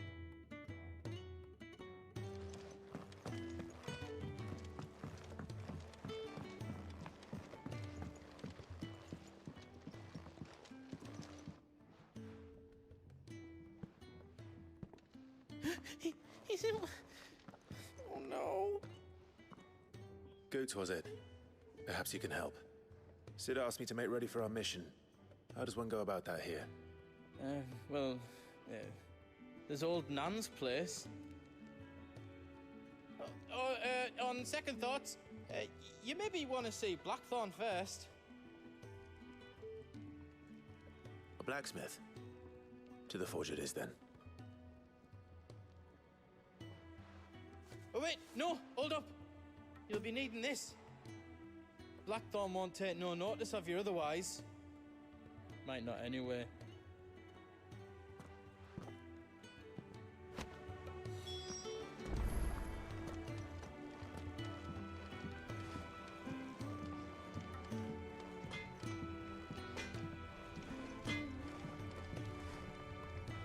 Are you Blackthorn?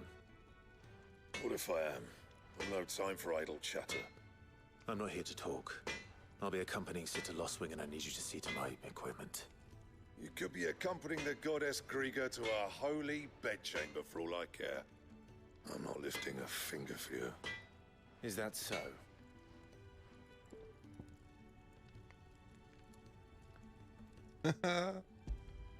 My boy. Do you want that or not? I can take it back. Oh, damn you, Goots. All right. No need to be hasty. Let's have a look at you.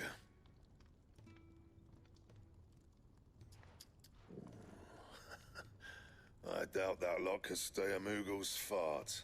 Bloody Imperials. They'd rather see their bearers dead than kitted out properly. I'll do what I can, as a favor to Goot's mind.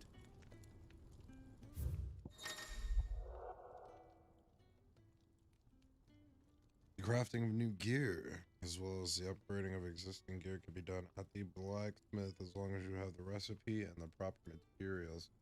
Select the highlighted item from the list and hold extra craft. An iron belt. And the belt sees a square. You want anything else, you bring your own materials. I'll bear that in mind.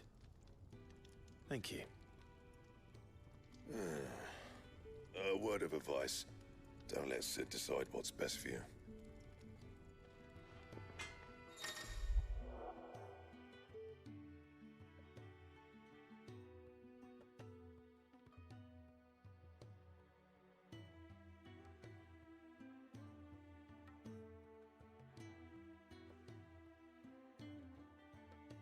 I suppose I should thank Boots.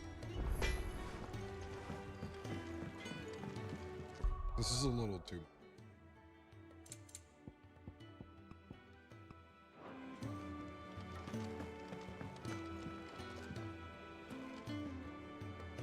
The gift worked. You have my thanks. Come on, nearly there.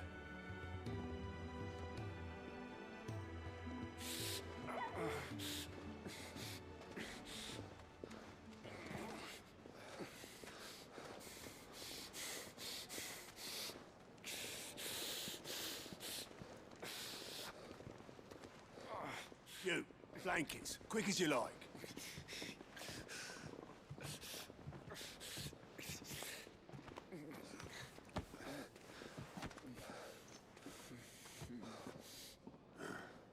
Right, we make him comfortable while the bed's made up.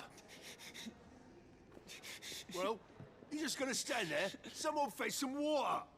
I'll get the bucket. You go and see if Otto needs out, eh? Wait, me?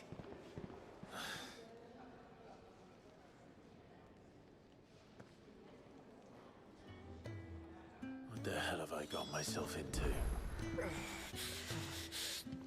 Oh, it's dead. There's nothing we can do. Are we safe?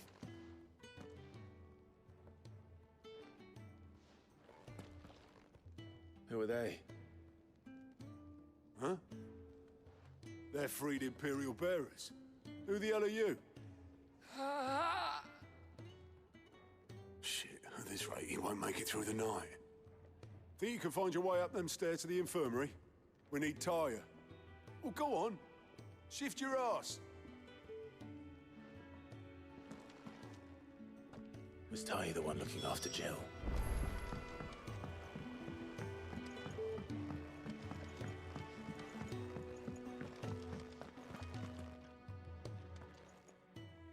Your friend needs her rest.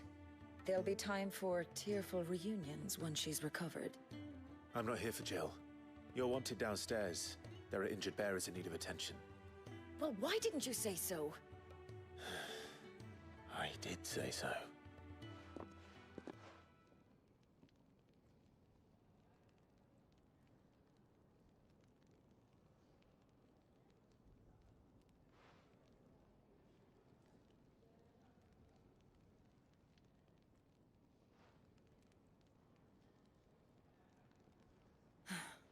He's going to be all right. But I'll need to examine them both in the infirmary. My work's just begun.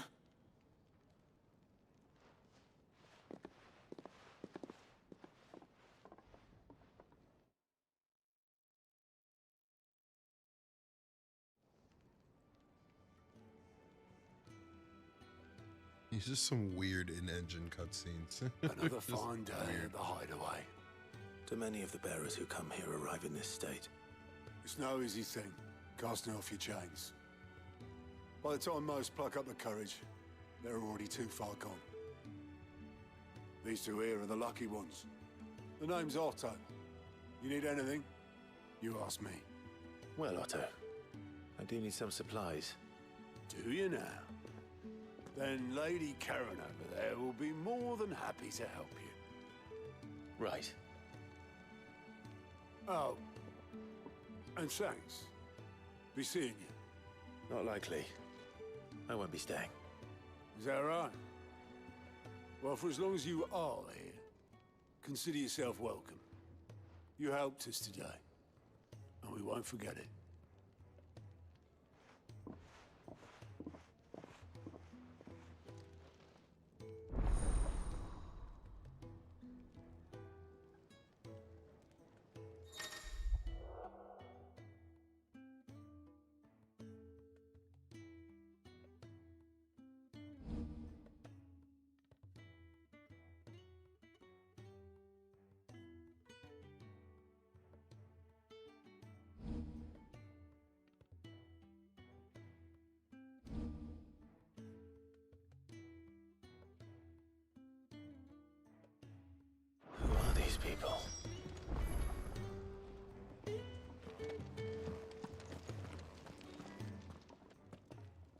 I need supplies for my journey to Lostwing.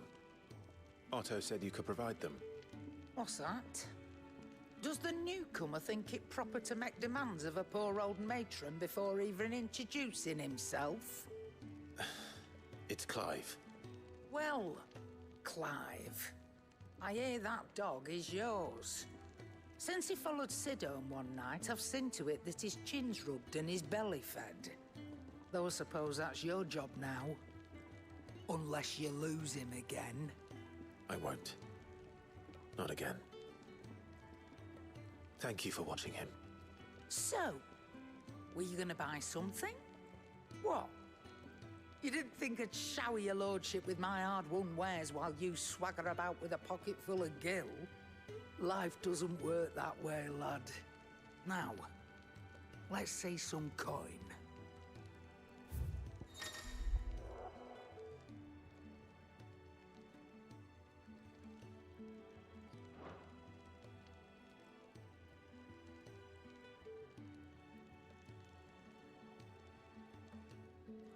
Whoa, that's all my gil.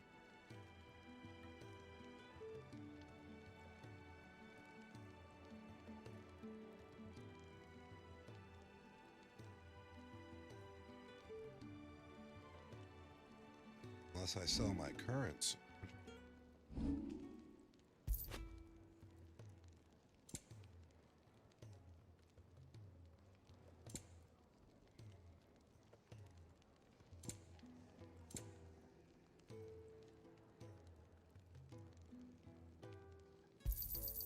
You'll not find a better price than that. What? You got out else?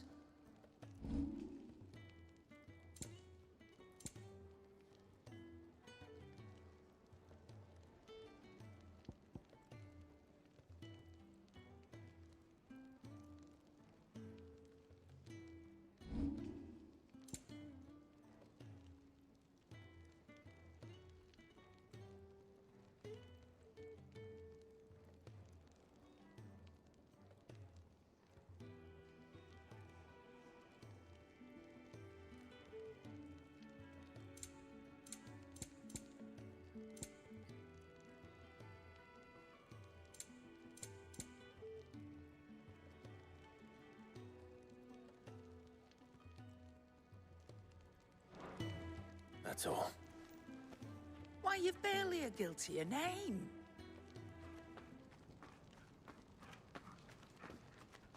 You're taking his side now. And after all I've done for you. All right. All right, I can make an exception. But just this once, mind. My stores are getting cluttered and I need to make room for the next shipment. Thank you. Thank me? Thank your dog.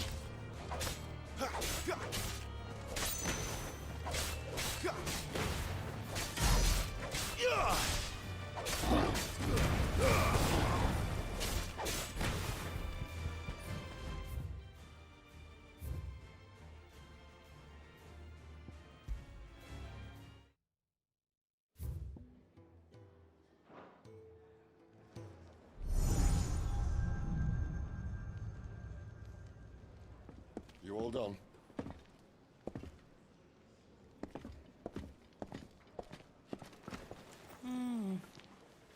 Leaving already, are ya? It's you I'll miss the most, Lady Karen. It always is. Don't stop you going, does it? This should be fun. Right.